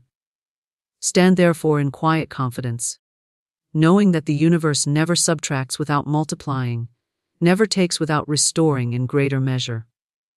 Your task is not to mourn the departure, but to bless it and release it, affirming that only the right people, the right opportunities, and the right circumstances can remain with you. When one chapter ends, it is because a brighter chapter is already written, waiting for the turn of the page. Those who let go of you will one day awaken to the truth of what they once had, and their regret will echo in the silence you leave behind. But you will not be found in regret. You will be found in joy, in freedom, in fulfillment, for you have aligned yourself with the higher law that never fails. What leaves your life is not loss, but release. Many people live in fear of letting go, believing that when something departs, it is the end of their good. They cling to relationships, positions, friendships, habits, and possessions long past the time of their usefulness, as if holding on could change what has already shifted in the unseen order of things. Yet life is always in motion, governed by laws far deeper than the surface appearances of chance. What seems like an ending is not a theft, it is not a punishment, it is not even a diminishment.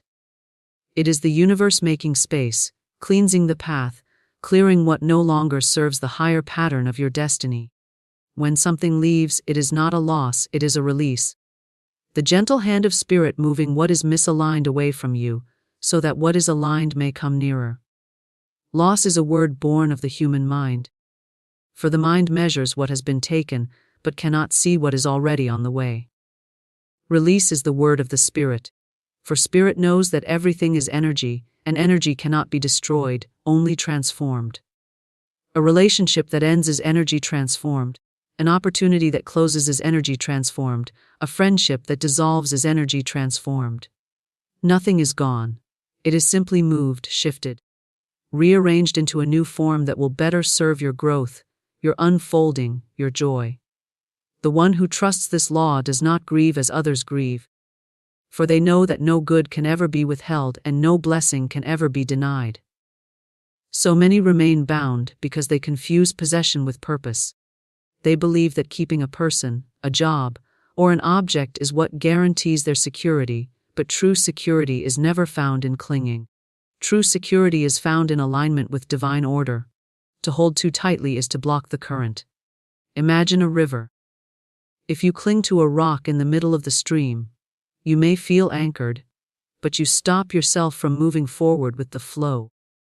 The current cannot take you to wider waters until you release your grip, and so life often removes the rock from beneath your hands, forcing you to trust the flow you resisted.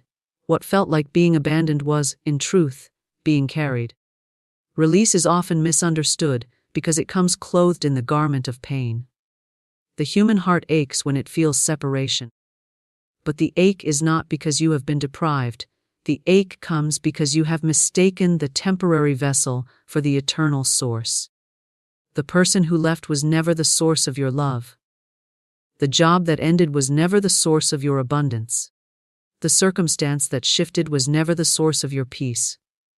These were channels, and when one channel closes, another must open. For the source is infinite and inexhaustible. To mourn the channel is natural, but to worship the channel is bondage. The wise soul learns to bless the channel, thank it for the season it served, and release it so that the source may express in new and greater ways. What leaves is sometimes taken gently, and sometimes it is torn away suddenly, but the principle is the same. Release is always for your good. If you look back with clarity, you will see how many times you clung to what you thought you needed, only to discover later that its departure made you freer, lighter, stronger. You will see how often what you once called loss became the seed bed of your next victory. The tears of yesterday watered the soil for tomorrow's harvest. What you thought was the end of your story was simply the end of a paragraph, the turning of a page. Release is also protection. There are those who cannot walk with you into the higher realms of your calling. There are environments that cannot sustain the expansion of your vision. There are patterns that cannot live in the new atmosphere of your growth. If they remain, they restrict. If they cling, they choke. So the hand of spirit removes them, not to punish you, but to protect you. To keep something that is not meant to stay is to bind yourself to stagnation. But to let it go is to honor your own evolution. You do not have to understand the timing. You do not have to approve of the method. You do not even have to like the feeling. But you can trust the principle. What leaves is not loss, it is release. When you shift your view in this way, you stop asking, "Why did they go?" and begin affirming, "Something greater is on the way."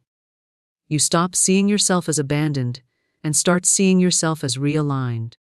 You stop holding on to what has departed and open your hands to receive what is arriving. Release transforms grief into expectancy, transforms sorrow into faith, transforms regret into readiness. The mind may argue, insisting that something valuable has been taken. But the truth is that nothing truly valuable can ever be lost. If it is truly yours by divine right, it will remain, or it will return, or it will be replaced by something even greater. If it does not remain, if it does not return, it was not truly yours, and you are free. This freedom is not emptiness, it is the fertile space into which new life is planted.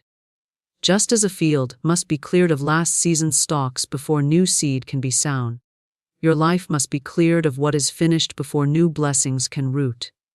Release is the secret doorway to increase. What departs creates the opening for what is destined. What feels like subtraction is preparation for multiplication. What seems like emptiness is the rich soil of fulfillment. The soul that understands this walks forward without fear, knowing that every departure is a sacred exchange, every ending a divine appointment, every closing a hidden beginning. Regret belongs to those who failed to value your presence. When someone does not recognize the gift standing before them, they often treat it lightly, dismiss it, or assume it will always remain available. But the moment they realize that the door has closed, that your presence has withdrawn, that the light they once stood in is no longer shining for them, regret begins to stir in their heart. Regret is the echo of unrecognized treasure, the weight of missed opportunity, the heavy silence that follows careless words or neglected actions. It does not belong to you. For you gave your presence, you offered your time, your energy, your love, your light. Regret belongs to the one who could not see clearly, who did not honor what was before them, who mistook the extraordinary for the ordinary. Your presence is not something common. It carries with it your essence, your wisdom, your energy, your compassion, your laughter, your unique vibration that no other soul can replicate. When you give of yourself, you are giving something sacred, and those who receive it are standing in a field of blessing, whether they know it or not. If they take it for granted, it does not mean your presence lost its value, it only means they lacked the eyes to see and the heart to receive. Regret awakens later, when the absence of your presence reveals what they once had. It is often only in silence that the song is remembered, Only in darkness that light is cherished, only in emptiness that fullness is understood. Regret does not belong to the giver. The one who gives, who shares, who loves, who stands with authenticity, carries no debt. You have sown seeds, you have poured water, you have given light. If the soil was unprepared, if the ground was stony, if the field was careless, the lack of harvest is not your failure. Regret belongs to the field that could not receive the seed. The harvest missed is not a loss to the sower, it is a loss to the ground that rejected nourishment. The giver walks forward free, while the one who failed to value is left to taste the bitterness of regret.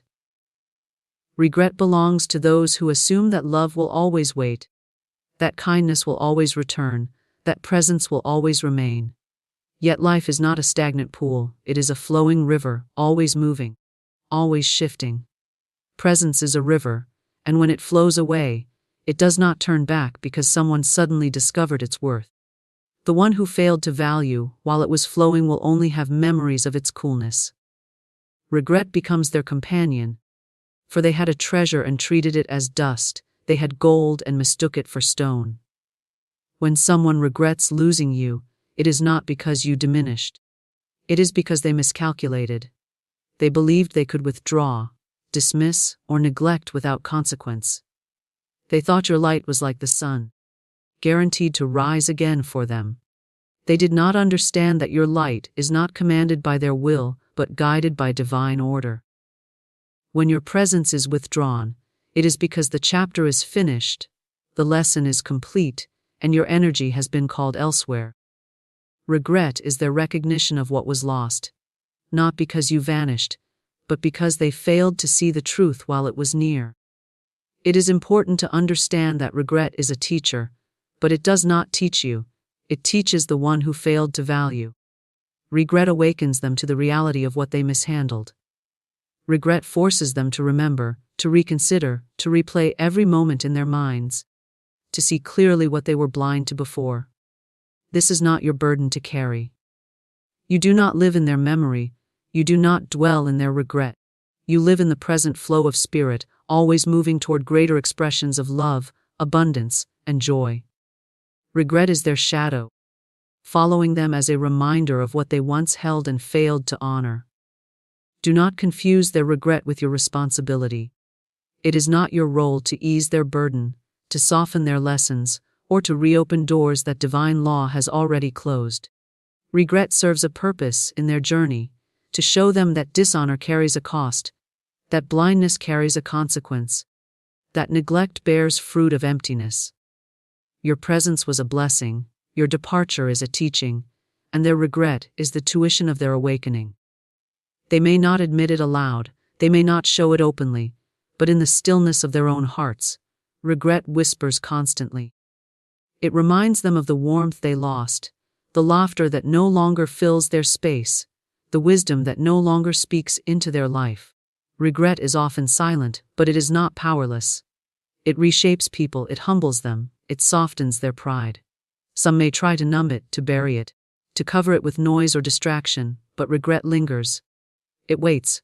It replays scenes like a film in the quiet hours, showing them how they should have spoken, how they should have chosen differently, how they should have valued you when they had the chance. Yet this is not your concern, for your path is not to sit in the theater of their memory, but to walk boldly into the unfolding future that awaits you. When you understand this principle, you release yourself from the heaviness of trying to prove your worth to anyone. You no longer beg for recognition. You no longer chase after validation. You no longer cling to those who cannot see clearly. You know that if your presence is not valued, it is not your worth that is diminished but their sight that is clouded. Regret belongs to them, and you do not need to rescue them from it. In fact, regret may be the very medicine their soul requires to awaken to greater awareness in the future. To stand firm in this truth is to stand in dignity. You become unshaken by rejection, unbroken by neglect, untouched by dismissal, because you know your worth is not negotiable, your presence is not common, and your essence cannot be diminished. Regret is the evidence left behind, proof that what they once held was a treasure. It belongs to them, because they are the ones who failed to honor it, and it will walk with them as long as they need the reminder. Rejection is redirection toward your greater good. To the surface mind, rejection feels like a wound, an insult, a closed gate that denies entry. It shakes the ego, because the ego longs for acceptance, longs for approval, longs to be chosen. Yet beneath that sting lies a deeper order, a sacred orchestration that knows exactly what belongs and what must pass by. When a door closes, when a hand turns away, when a voice says no, it is not the end of your path, but the guiding of your steps toward a higher place. What appears as denial is often protection. What looks like dismissal is often preparation, and what feels like rejection is, in truth, redirection. You may believe that what you sought was perfect for you, that the person, the role, the opportunity was the answer you needed. The human mind is limited. It sees only the immediate picture, the single frame of the story. Spirit sees the entire canvas, every brushstroke, every color that has yet to appear. What you thought was essential may have been a distraction. What you believed was security may have been a snare. What you desired so deeply may have been too small for the greatness prepared for you. Rejection steps in not as an enemy, but as a messenger that whispers, "This is not your path, for your path is higher." Think of how many times in life the thing denied became the very proof of protection. A job you were not offered, only to later see the company crumble. A relationship that turned you away, only to later realize it could never have matched the fullness of your spirit. A door that remained locked, only for a grander door to open elsewhere. In the moment, the heart felt the sting, but in hindsight, the soul saw the wisdom. Rejection is never cruelty when viewed through the lens of divine order. It is always a redirection towards something greater than you imagined. The human spirit often resists this truth, because it clings to what it can see. To be told no feels like a stripping away of possibility. Yet every no clears the way for a better yes. Every time you are turned away, you are also being turned toward. The law of circulation does not permit emptiness without replenishment. When one thing departs, another approaches. When one channel closes, another is prepared. Rejection is simply the moment of transition between what is too small and what is truly yours. Consider how the seed is rejected by the soil. It is buried, pressed down, seemingly denied the light. Yet it is in that rejection that transformation begins.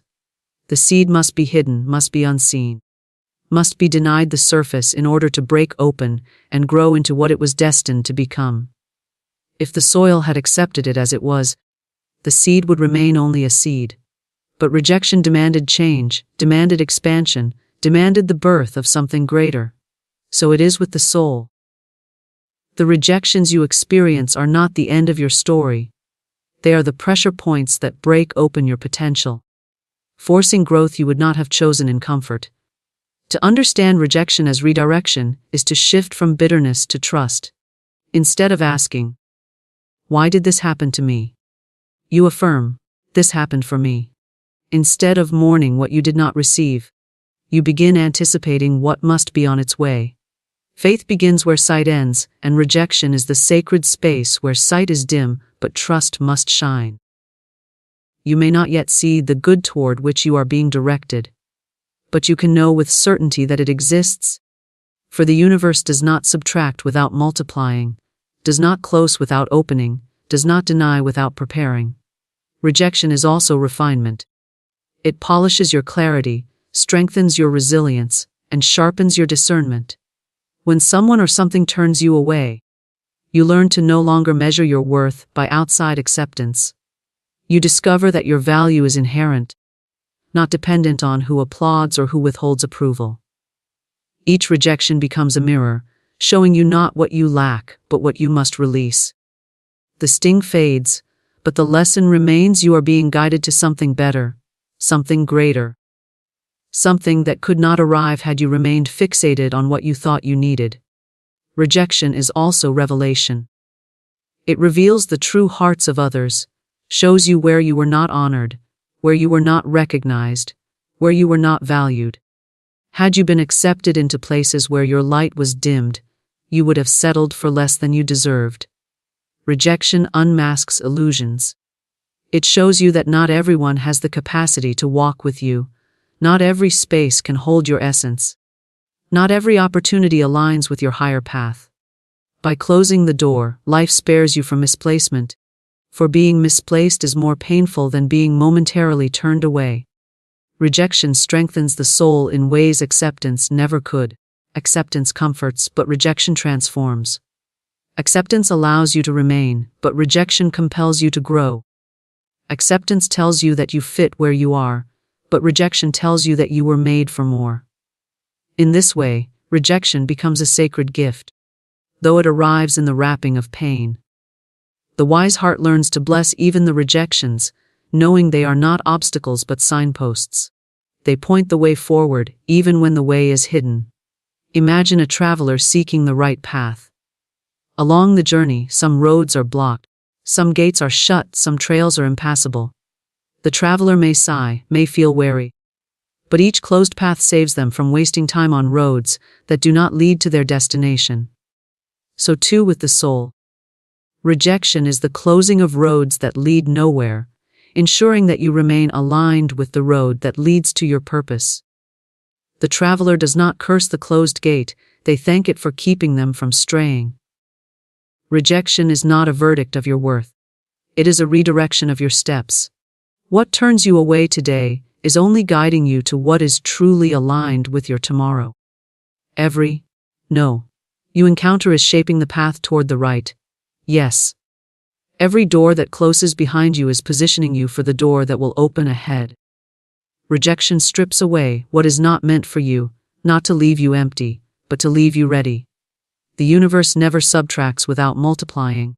What appears to the human mind as loss, as decrease, as the removal of something once cherished, is only the outer picture of a deeper process where greater good is being prepared. The finite mind counts subtraction as diminishment, yet the infinite mind knows that subtraction is the beginning of expansion. When something leaves, when something is taken, when something dissolves from your life, it is never the end of your abundance. It is the shifting of the channels through which abundance will flow. The principle is eternal. Every space cleared must be filled. Every vacuum draws in new substance. Every ending signals a greater unfolding waiting to take shape.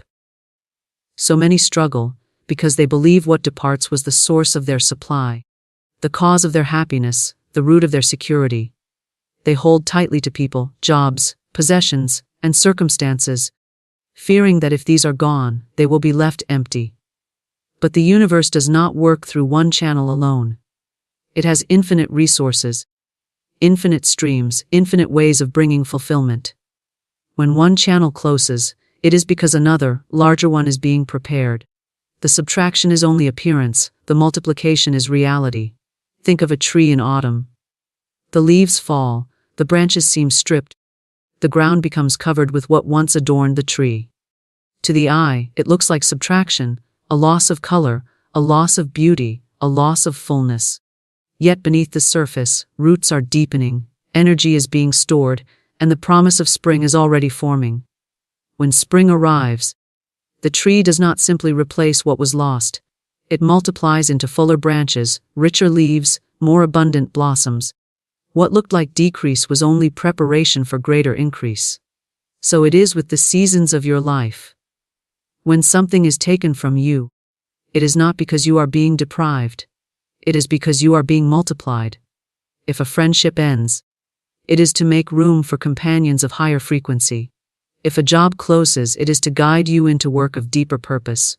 If finances seem to diminish, it is to prepare you for a flow of provision that is larger, freer, and less restricted. The subtraction is only a shadow. The reality is multiplication.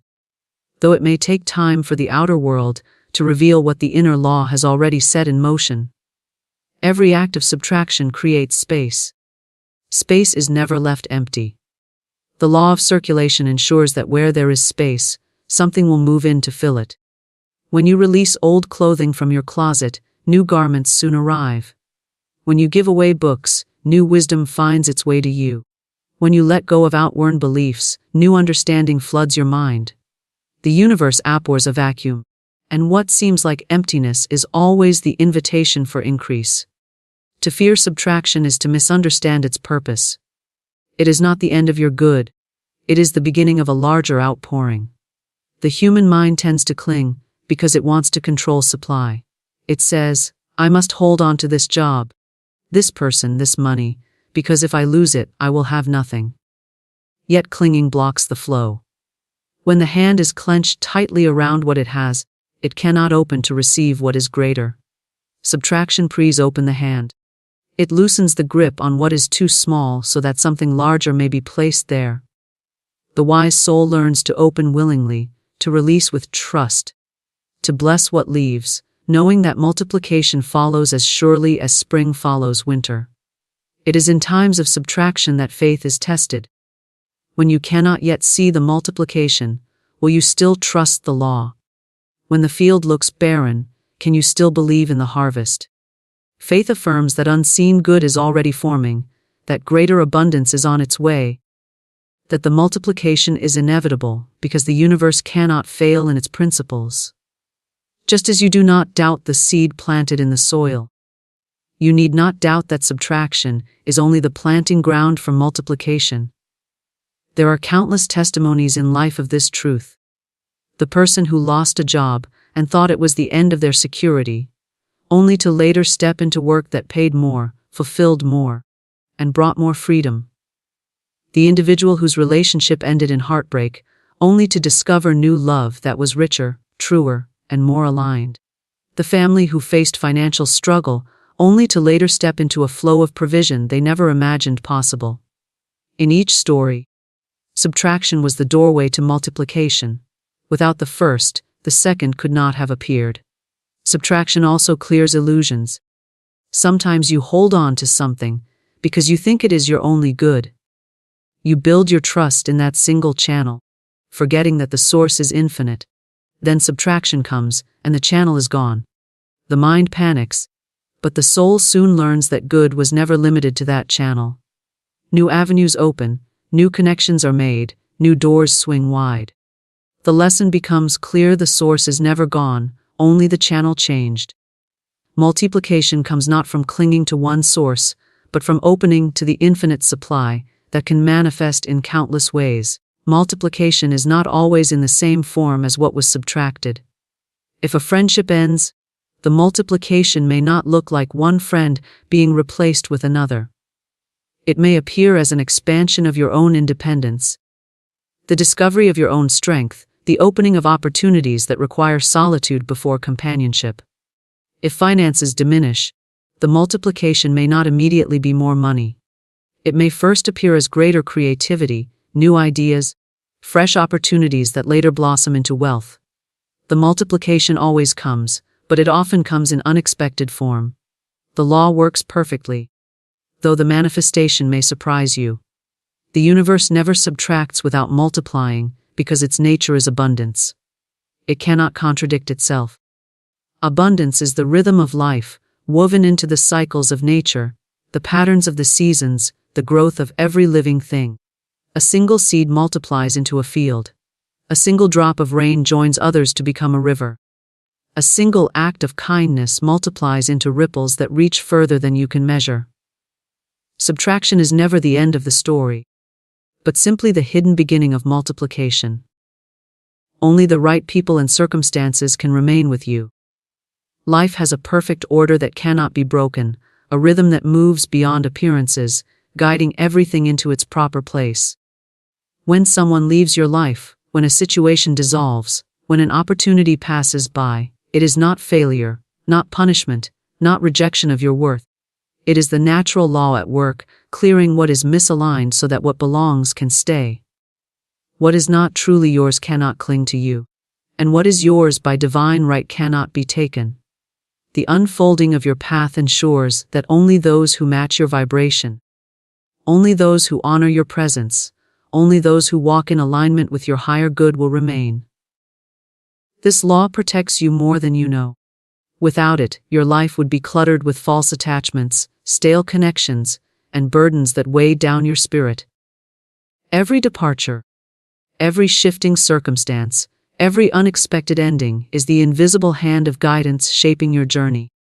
You may feel pain when someone you love moves away, when friends turn distant, when a door you hoped would open stays closed.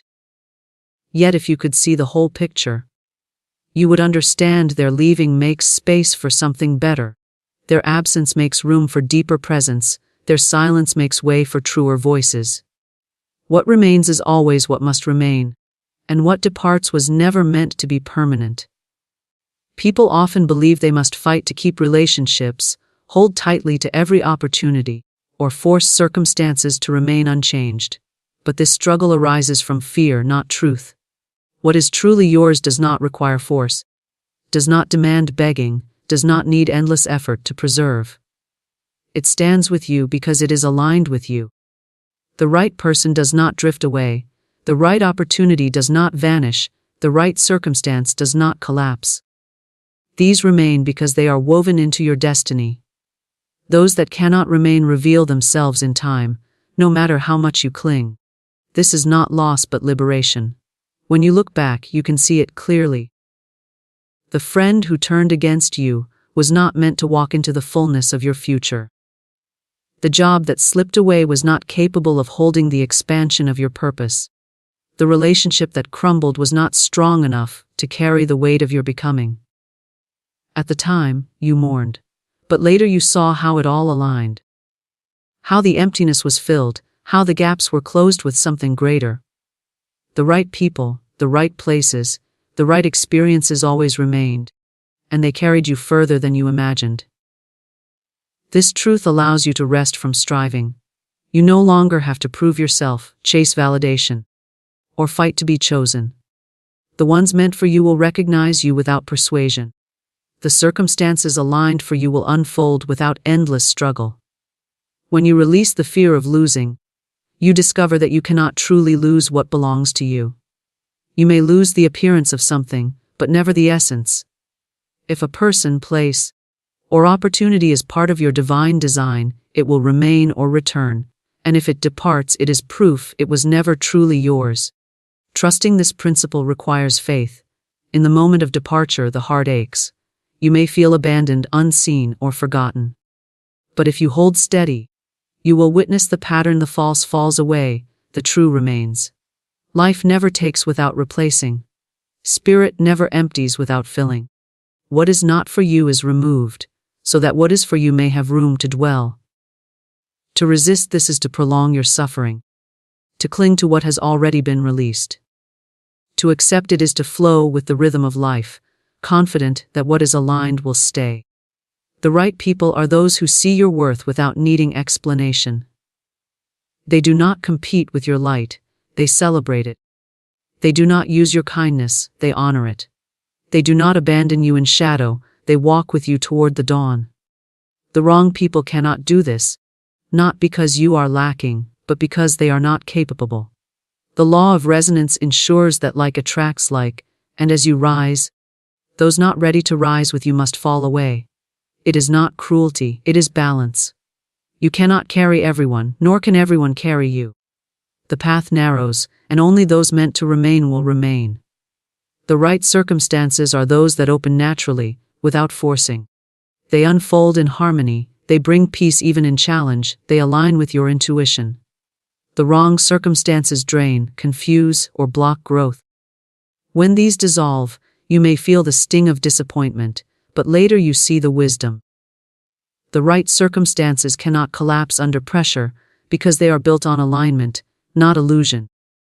What falls away does so because it lacked foundation. What stays does so because it is rooted in truth.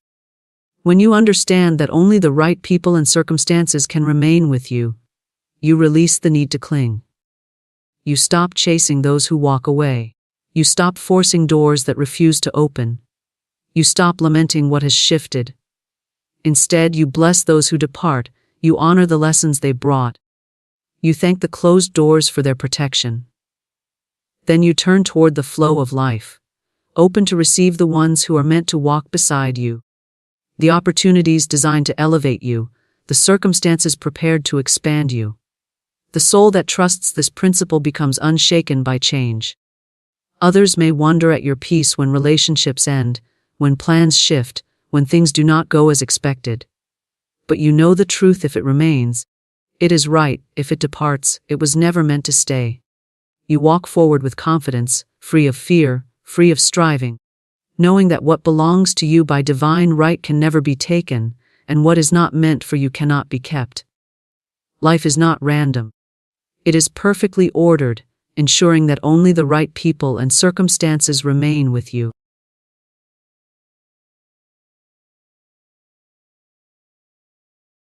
The spoken word carries vibration, and vibration shapes destiny.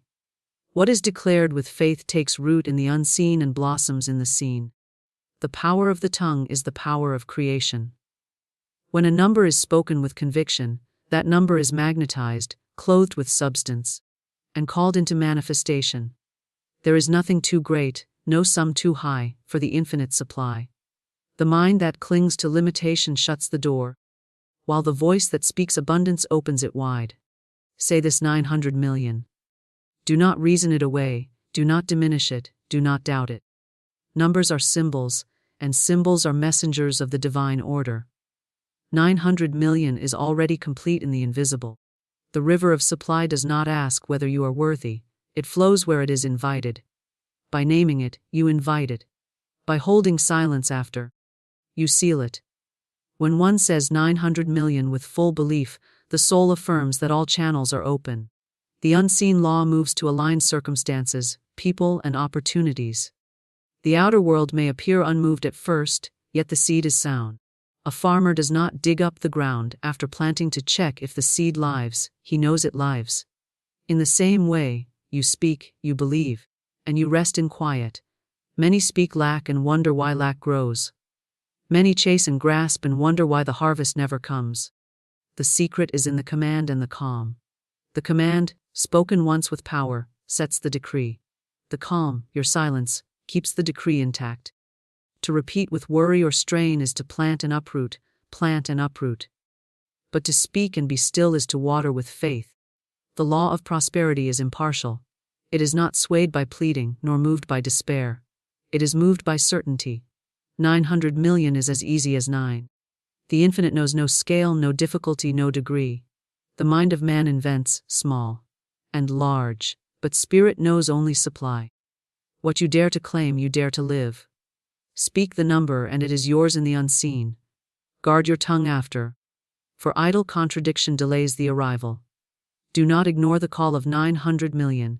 It has already answered you. Every time you say it, you write it on the walls of the subconscious. Every time you hold silence after, you engrave it deeper. Soon the outer must obey the inner. The number will take form, for the spoken word never returns void. Say this 900 million. Be still. Let it be. The spoken word creates reality. For words are not mere sounds drifting into the air, but carriers of energy, carriers of vibration, carriers of intention that mold the unseen substance of life into form. Every syllable spoken with belief has weight, and that weight presses upon the invisible field of potential until it shapes itself into visible expression. The tongue is a creative tool, sharper than the chisel of a sculptor, more potent than the brush of a painter, for it moves not only matter but spirit, not only images but destiny. To speak is to declare, and to declare is to set law in motion. There are no idle words when they are spoken with conviction. For even the simplest statement gathers momentum, like a seed that knows no rest until it breaks forth from the soil. The spoken word creates reality because sound is vibration, and vibration is movement, and movement shapes substance. The entire universe is formed by vibration, from the smallest particle to the grandest star. When one speaks, one vibrates with the universe itself, aligning with the eternal rhythm that governs all creation. To speak lack is to call forth lack, to speak abundance is to call forth abundance. To speak health is to call forth health, and to speak defeat is to summon defeat. The law does not discriminate, it does not choose for you. It only reflects what you choose to declare. Every word uttered carries the power of agreement, and agreement is the key to manifestation. When you speak a word, you are agreeing with its essence, whether for good or for ill. Say, I am poor. And you have agreed with poverty, invited it to dwell with you, and given it shelter. Say, I am prosperous. And you have agreed with abundance, welcomed it into your house, and opened the doors of supply. The spoken word is a covenant, a contract written in sound between the inner and the outer. It is the signing of a decree, sealed not with ink but with breath, and breath is life itself. The spoken word creates reality because the subconscious mind is always listening, always recording, always translating words into instructions. The subconscious does not argue, it does not reason, it does not reject, it accepts and acts. Speak often of your fears, and the subconscious will begin to weave them into experience. Speak often of your desires, and the subconscious will bend circumstances toward their fulfillment. It is like soil, neutral and impartial, yielding in kind to the seed that is planted. To speak a word is to drop a seed into the fertile ground of the unseen. To repeat a word with faith is to water it. To guard your speech is to protect it from weeds. Every spoken word sends forth a current of energy that draws to itself its likeness. Declare harmony, and harmony is attracted. Declare confusion, and confusion answers. Like attracts, like in the realm of thought and speech. It is not enough to think silently and hope. The spoken word carries an extra force, for sound has wings. Words spoken aloud are vibrations released into the atmosphere, vibrations that never cease but circle endlessly, drawing to themselves companions of the same tone. To say, I am strong, is to vibrate with strength. To say, I am weak, is to vibrate with weakness, and each vibration gathers power until it manifests outwardly. The spoken word creates reality because it builds faith. When you hear yourself declare a truth, it enters more deeply than when you merely think it. Thought may waver, but speech anchors thought. To affirm aloud is to remind the conscious mind, to command the subconscious, and to align with the universal law all at once. The more you hear your own voice speak prosperity, health, love, or joy, the more natural it feels, until the old words of doubt lose their grip. Faith is built by repetition, and repetition spoken aloud is faith in action. The spoken word creates reality because silence alone is not enough. Many people hold their desires quietly in the mind, yet their spoken words cancel them out. They may visualize wealth, yet complain of bills aloud. They may dream of success, yet declare failure to friends. They may picture harmony, yet speak quarrels into being. The creative power is broken when the tongue betrays the heart. To align speech with desire is to bring the mind into unity. Unity of thought, word, and belief is irresistible. It must manifest, for it is whole. The spoken word is a bridge between the invisible and the visible, between the inner and the outer. To speak is to bring the unseen into the seen.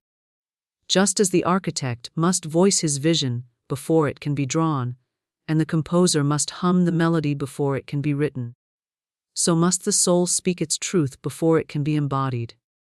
Speech gives shape to thought, and thought clothed in speech becomes action. Action becomes habit, habit becomes character, character becomes destiny. It all begins with the word.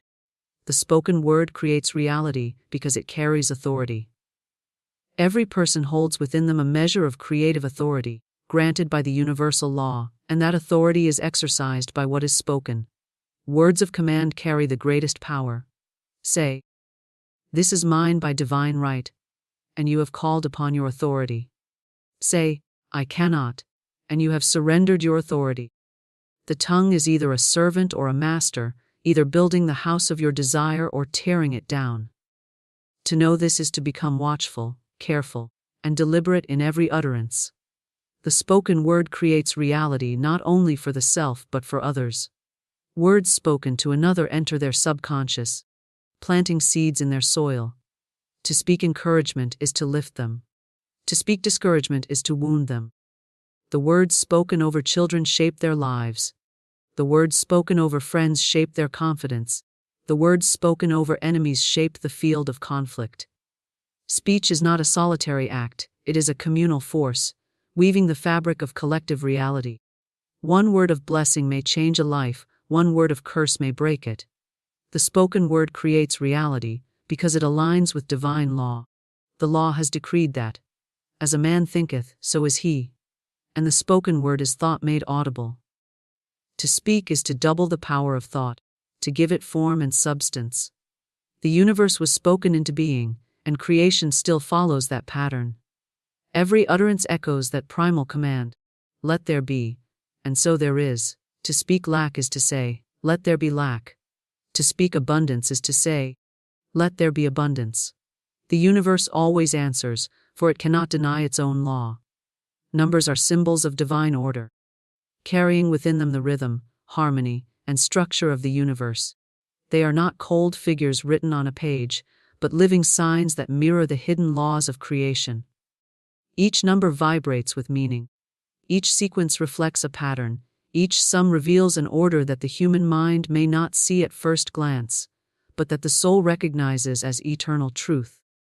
Numbers are the language of the unseen, the code by which the infinite expresses itself in the finite, the silent script behind every form, every cycle, every unfolding event. Numbers are woven into the very fabric of existence. The planets move in measured paths. The tides rise and fall in precise intervals. The seasons return in faithful succession. The heartbeat pulses in countable rhythm. The breath comes and goes in measurable cycles. Nothing in the universe escapes number, for number is order, and order is law. Without number, there would be chaos. With number, there is harmony. To understand numbers is to glimpse the blueprint of creation, to see how the invisible intelligence arranges substance into beauty, proportion, and balance. When one sees numbers not merely as quantities but as qualities, new light dawns. A single digit may carry within it a principle, a truth, an archetype that governs experience. The number 1 is unity, beginnings, individuality, the spark of creation itself. The number 2 is duality, reflection, partnership, the law of polarity. The number 3 is expression, growth, manifestation, the blending of opposites into a new creation. The number 4 is foundation, order, stability, the structure upon which life rests. The number 5 is change, freedom, movement, the restless call of expansion. The number 6 is balance, responsibility, harmony between spirit and matter. The number 7 is mystery, intuition, divine completion beyond the material.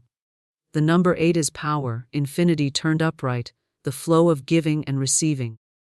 The number 9 is fulfillment, the end of a cycle, wisdom gained through experience. These qualities are not inventions of the mind, but revelations of the soul, for every number is charged with spiritual energy. Numbers are symbols of divine order because they recur with uncanny consistency in nature and in human affairs. The spiral of a shell, the petals of a flower, the branching of a tree, the orbit of planets, the proportions of the human body, all bear the mark of mathematical harmony. These patterns are not accidents, but signatures of a cosmic intelligence that arranges all things according to measure. Sacred geometry reveals how numbers form the basis of design, how triangles, circles, and squares express universal truths through proportion and relationship. To meditate on these forms is to commune with the eternal order behind appearances. Numbers are also symbols, because they speak to the subconscious mind in ways words cannot. A number can bypass reason and speak directly to the inner knowing. When a figure such as 900 million is spoken, it does not only represent wealth, but evokes magnitude, fullness, abundance beyond comprehension. It impresses the subconscious not only with value but with vibration. The subconscious responds not to logic but to symbol. And numbers are among the most potent symbols of all. To declare a number is to declare an alignment with the quality that number carries. When one calls 900 million, one is not merely asking for currency, but invoking the vibration of immense abundance, limitless supply, and the divine order that makes such magnitude possible. Numbers reveal timing and cycles, showing that nothing in life happens without rhythm. Just as the moon waxes and wanes in set intervals, so do human affairs rise and fall in measured sequences. The ancients studied numbers not only as mathematics but as prophecy, reading in them the turning of ages, the unfolding of destiny.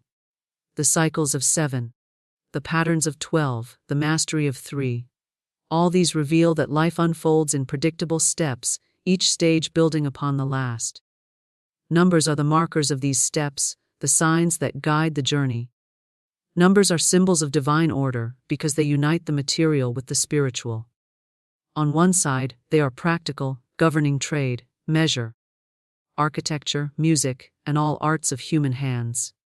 On the other side, they are mystical, carrying hidden meanings that whisper of truths beyond the senses.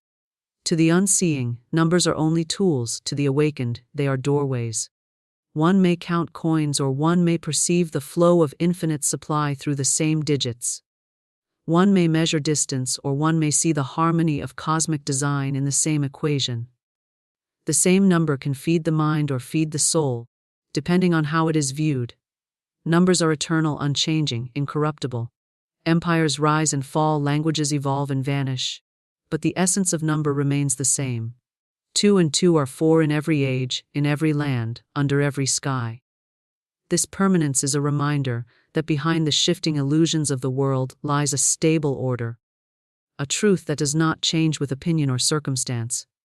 Numbers are a doorway into that permanence, showing that the divine order is not subject to whim, but stands forever as the foundation of existence. Numbers are also commands when spoken with intention. Just as words carry vibration, so do numbers carry power. To speak a number is to call forth its quality, to align oneself with its vibration, to declare that one belongs to its order. This is why repetition of numbers in affirmation is so potent, for each time the number is spoken, it strikes a chord in the unseen and draws its likeness closer. 900 million repeated with faith is not merely a statement of desire, but a call to the divine order that holds abundance in its keeping. Numbers are symbols of divine order because they dissolve fear of chance. When one sees life as random, one is tossed about by uncertainty. But when one sees the pattern in numbers, faith grows. The recognition that there is measure, sequence, proportion, and harmony in all things brings peace. Even apparent chaos has its hidden count, its concealed design. Numbers reassure the soul that nothing is wasted. Nothing is without purpose, nothing escapes order. What appears as disorder is often only an unseen pattern still unfolding, and in time the number reveals itself. Speak once with power, then remain silent, for the act of creation requires both command and rest, both utterance and stillness. The universe was not built by endless repetition of the same decree, but by a word spoken and allowed to unfold. To speak with power is to send forth a decree charged with faith, conviction, and certainty. To remain silent afterward is to show trust in the law that governs manifestation. The combination of a strong command and a quiet spirit is the secret of true demonstration. The word sets the cause in motion, and the silence guards it until its fruit appears. Speak once with power, for a weak or uncertain word lacks the energy to impress itself upon the unseen. Words spoken without faith are like seeds scattered on stone, they cannot take root. But a word spoken with power penetrates deep into the subconscious, strikes the chord of divine law, and calls forth the likeness of itself. Power comes not from volume or force of sound but from conviction, from the inner knowing that what is spoken is already so in the invisible. To say a thing with assurance, to speak as one who knows, is to release a vibration that the universe must answer. The spoken decree should be sharp and definite, without wavering or hesitation. When one says, "This is mine by divine right," the declaration should carry the authority of one who believes without question. A single utterance charged with faith is more creative than 1,000 repetitions spoken in fear or doubt. Just as a single spark can ignite a forest, so can a single word of power set in motion the forces of manifestation. The law responds not to quantity of speech, but to quality of conviction. Speak once, speak clearly, speak boldly, and the work is done. Then remain silent. The silence after the decree is as important as the decree itself. Silence is not emptiness but trust, not passivity but confidence. To remain silent is to rest in the certainty that the word has been heard and answered, that the law has received its instruction and is carrying it out. The farmer who plants a seed does not dig it up the next day to see if it has sprouted. He leaves it in the ground, knowing that the soil and the season will do their work. So it is with the spoken word once it is planted. Silence must follow, for silence is the soil of fulfillment. To speak again with doubt is to uproot the seed, to disturb its growth, to interrupt its unfolding. Many people fail in their manifestations because they do not remain silent after speaking. They speak a decree of abundance but then chatter endlessly of lack. They affirm health but then rehearse symptoms aloud. They declare love but then complain of loneliness. In doing so, they cancel their first word, scattering the energy that should have been concentrated on creation. The power of the decree lies in its preservation, and preservation comes through silence. Silence is also protection. When a word of power has been spoken, it must be shielded from the contradictions of others. To speak of your decree before those who do not believe is to invite their doubt into your soil. Their words of disbelief may weaken your own, not because their will is stronger, but because you allowed their vibration into your field. Silence keeps the decree pure, untouched by the opinions of the world. Speak once with power, then keep the secret within, letting the law bring forth its fruit in its own time. The combination of power and silence reflects the dual nature of creation: the masculine force that sends forth the word, and the feminine receptivity that nurtures it. The word without silence is incomplete, for it lacks the womb of stillness in which to gestate. Silence without the word is barren, for it has nothing to bring forth. Together they create balance, the force that commands and the quiet that allows, the seed and the soil, the spark and the space into which it expands. To speak once with power is to align yourself with divine authority. You are not begging, pleading, or hoping, you are declaring. A declaration does not need to be repeated endlessly, for it is spoken as law. When a king issues a decree, he does not repeat it day after day. He speaks it once, and the decree is carried out. To speak with power is to assume the same authority, knowing that your word is law in the realm of the unseen. To remain silent afterward is to show the dignity of one who knows his decree will not return void. The silence that follows is not passive waiting but active expectation. In silence you hold the picture of fulfillment. You nurture the feeling of completion. You align yourself inwardly with the outcome. You do not chatter about delays or wonder aloud when it will arrive. You rest in the assurance that the law is precise, that timing is perfect, that nothing can hinder the word once spoken. In this silence you create a magnet of stillness that draws the manifestation into your experience. To speak once with power, then remain silent, is also an act of discipline. The tongue is quick to betray the heart when it is not trained. The habit of idle speech, of complaining, of repeating doubts and fears, must be broken if the decree is to stand. Discipline yourself to speak little, to speak only words of power, to keep silence when tempted to contradict your own good. Every idle word weakens the structure you are building, but silence strengthens it. The disciplined tongue becomes the servant of the creative mind, and the creative mind becomes the channel of divine law. Powerful speech followed by silence also reflects the rhythm of the universe itself. There is day and there is night, there is activity and there is rest, there is expression and there is withdrawal. The word is the day, the silence is the night. The word is the activity, the silence is the rest. The word sends forth, the silence gathers in. To follow this rhythm is to work with the flow of creation, rather than against it. Those who only speak and never rest exhaust their energy. Those who only remain silent and never speak lack direction. Balance is the secret, and balance is found in the union of power and silence. When you speak once with power, you have done your part. When you remain silent, you allow the infinite to do its part. Creation is always a partnership between the human and the divine, between the conscious word and the unseen law. Your responsibility is to issue the decree with conviction. The law's responsibility is to bring it to pass. To interfere with endless words of doubt is to step into the law's domain where you do not belong. Speak and release. Declare and let go. Trust the process, for the process never fails when the decree is true and the silence is kept. The law of prosperity responds to certainty, not doubt. For prosperity is not a matter of chance, but of alignment with a principle that is eternal and unfailing. This law does not bend to hesitation, nor does it waver at uncertainty. It listens only to the clear, unwavering note of conviction. Certainty is the magnetic force that draws abundance, while doubt scatters the energy and dissolves the form. When one is certain, the way opens. When one is doubtful, the door closes.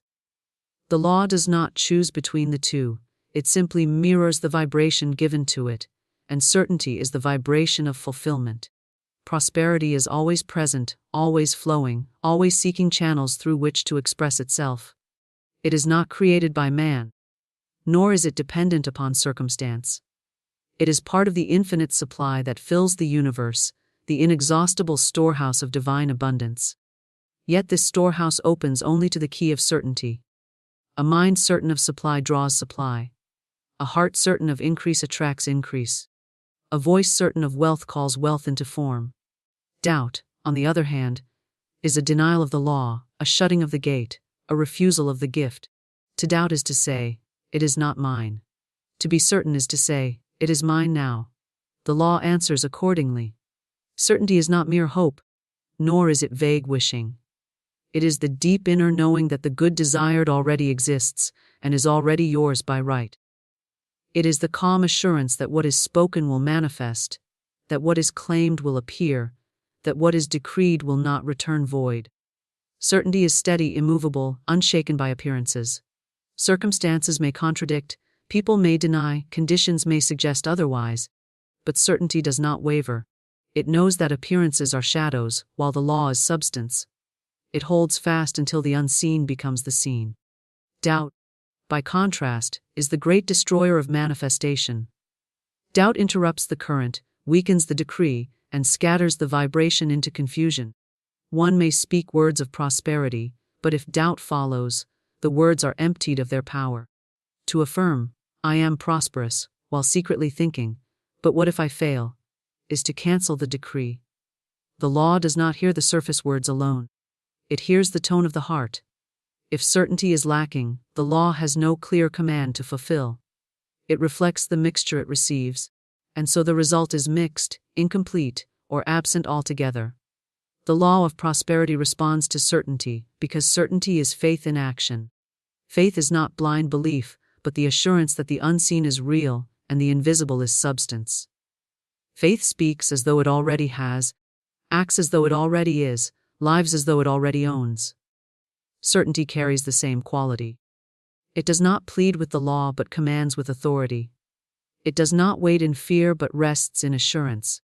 It is the unwavering stance of one who knows their inheritance and will not be moved. This stance draws all conditions into alignment, for the law always conforms to the strongest vibration. To cultivate certainty, one must train both speech and thought. Every idle word of lack weakens certainty, every fearful thought dilutes it, every contradictory action undermines it. To strengthen certainty is to guard the tongue, discipline the mind, and walk in alignment with the decree already spoken. It is to speak abundance, to think abundance, to act abundance, until abundance becomes the natural state of consciousness. The law responds not to temporary flashes of belief but to consistent conviction. Certainty must be sustained, for it is sustained certainty that calls forth lasting prosperity. Certainty is magnetic because it carries a tone of finality. When one is certain, others feel it. Circumstances bend to it. Opportunities are drawn to it. Doors open because certainty does not waver at the threshold. A doubtful person hesitates and the door remains closed. A certain person walks as though the door is already open, and by that confidence, it opens. The vibration of certainty is irresistible. It draws people, resources, ideas, and timing into alignment, not by force but by law. The law of prosperity responds to certainty because certainty is unity of mind, word, and action. Doubt is division, a house divided against itself, torn between yes and no, wanting and fearing, affirming and denying. A divided house cannot stand. But certainty is unity. The mind agreeing with the word agreeing with the action agreeing with the belief. This unity produces harmony. and harmony is the signature of prosperity. The law recognizes unity and rushes to fulfill it. Certainty is also silence after the decree, the refusal to speak against what has been declared. To remain silent when tempted to contradict is a mark of certainty. To keep still when appearances challenge is proof of certainty. The certain soul does not need to argue, defend, or justify, it simply knows. That knowing is enough, and the law answers to it. Doubt requires constant reassurance, endless repetition, and noisy effort, but certainty rests in quiet power. The law responds to the quiet as surely as it does to the loud, for it is the tone, not the volume, that matters. The law of prosperity responds to certainty because certainty is alignment with divine order. The universe itself is certain, the sun rises, the stars hold their courses, the seasons turn in rhythm, the tides follow their appointed times. There is no hesitation in the cosmic design, no wavering in the universal pattern. To be certain is to harmonize with this order, to align with the steadiness of creation. To doubt is to separate from it, to stand outside the rhythm, to create discord within oneself. The law answers in kind. Harmony produces prosperity. Discord produces lack. Certainty is a habit that grows stronger with practice. One may begin with small declarations and witness their fulfillment, building confidence in the law. Each success strengthens certainty until it becomes unshakable. Doubt is also a habit, reinforced by repeated failures and disappointments. To break the habit of doubt, one must replace it with certainty, consciously choosing faith over fear, clarity over confusion, command over hesitation. Each time certainty is chosen, the vibration grows stronger, the channel wider, the flow greater. The law of prosperity responds to certainty, not doubt, because certainty is the expression of divine inheritance. To claim prosperity with certainty is to acknowledge your rightful place as a child of infinite supply. To doubt is to deny that inheritance, to act as though you are cut off from the source. The law does not cut anyone off, it is the individual who blocks the flow through doubt.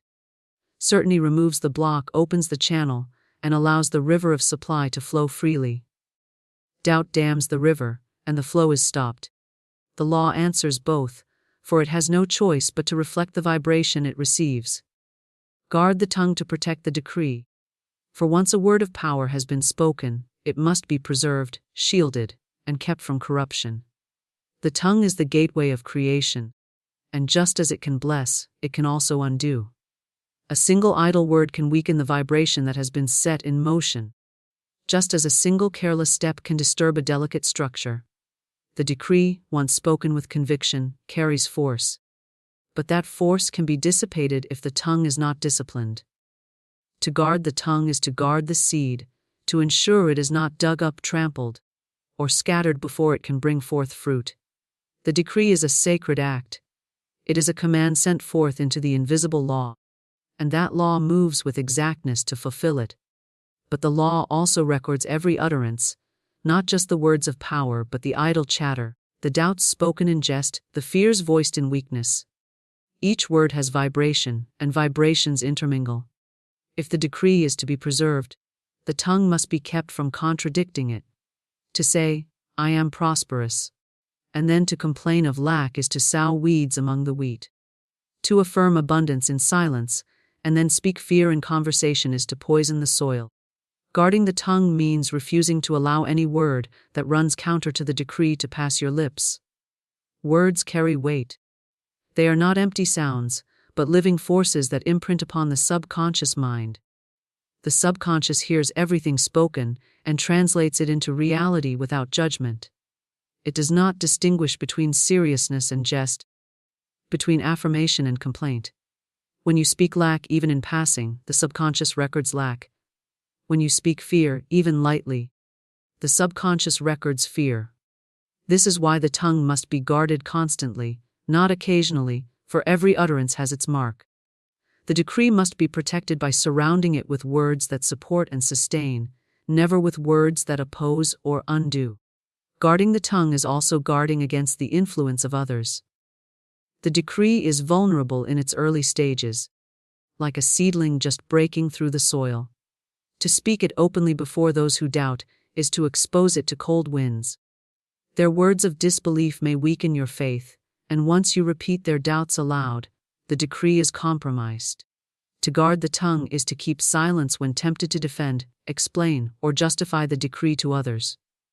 Silence is a shield, and secrecy is protection. The law needs no defense from critics, it needs only your unwavering word and your disciplined silence. The tongue must be trained, for it has long been accustomed to idle speech. Most people let words fall carelessly, unaware of their power. They exaggerate, complain, joke at their own expense, and speak lightly of misfortune, never realizing that each word plants a seed. To guard the tongue is to end this carelessness, to take responsibility for every utterance, to make the tongue a servant of truth rather than a servant of habit. This discipline may feel difficult at first, but with practice it becomes natural, and soon the tongue speaks only life, only abundance, only harmony. Guarding the tongue does not mean speaking less of good, it means refusing to speak of lack. One may affirm prosperity often, speak gratitude continually, declare health and joy daily, but when it comes to doubt, fear, criticism, or complaint, the tongue must be kept still. This selective silence preserves the decree. It is like tending a garden: water the flowers, pull the weeds, but never neglect the soil. The soil of speech must be kept pure if the flowers of prosperity are to bloom. Guarding the tongue also means guarding against contradiction within yourself. It is not only the words spoken to others that matter, but also the words whispered to yourself in quiet moments. Self-talk is still speech, and the subconscious records it as faithfully as any outward word. To affirm one thing aloud and deny it inwardly is to create confusion in the law. The decree must be consistent, inside and outside, in public and in private. Guard the inner tongue as carefully as the outer one, for both create vibration, and both direct the law. The decree once spoken gathers energy each time it is supported by words in harmony with it. Every declaration of abundance strengthens the decree of prosperity. Every expression of gratitude nourishes it. Every word of faith waters it. To guard the tongue is to continually feed the decree with supporting words while refusing to starve it with contradiction. Words are like currents of energy. Some push the decree forward, others pull it back. Guarding the tongue means allowing only forward currents, never backward ones. A guarded tongue produces a guarded mind, and a guarded mind produces a guarded life. When you become watchful of words, you become watchful of thoughts, for words and thoughts are twins. To stop careless speech is to weaken careless thinking, and soon the mind itself becomes disciplined, aligned with the decree. Out of the abundance of the heart the mouth speaks, and out of the abundance of speech the life is shaped. By guarding the tongue, you are not only protecting the decree, but also transforming the entire state of consciousness into one that supports it. The law of prosperity is precise, and precision requires discipline. Just as an architect does not scribble lines at random, but draws carefully, so must you speak carefully, knowing that each word is a line in the structure of your reality.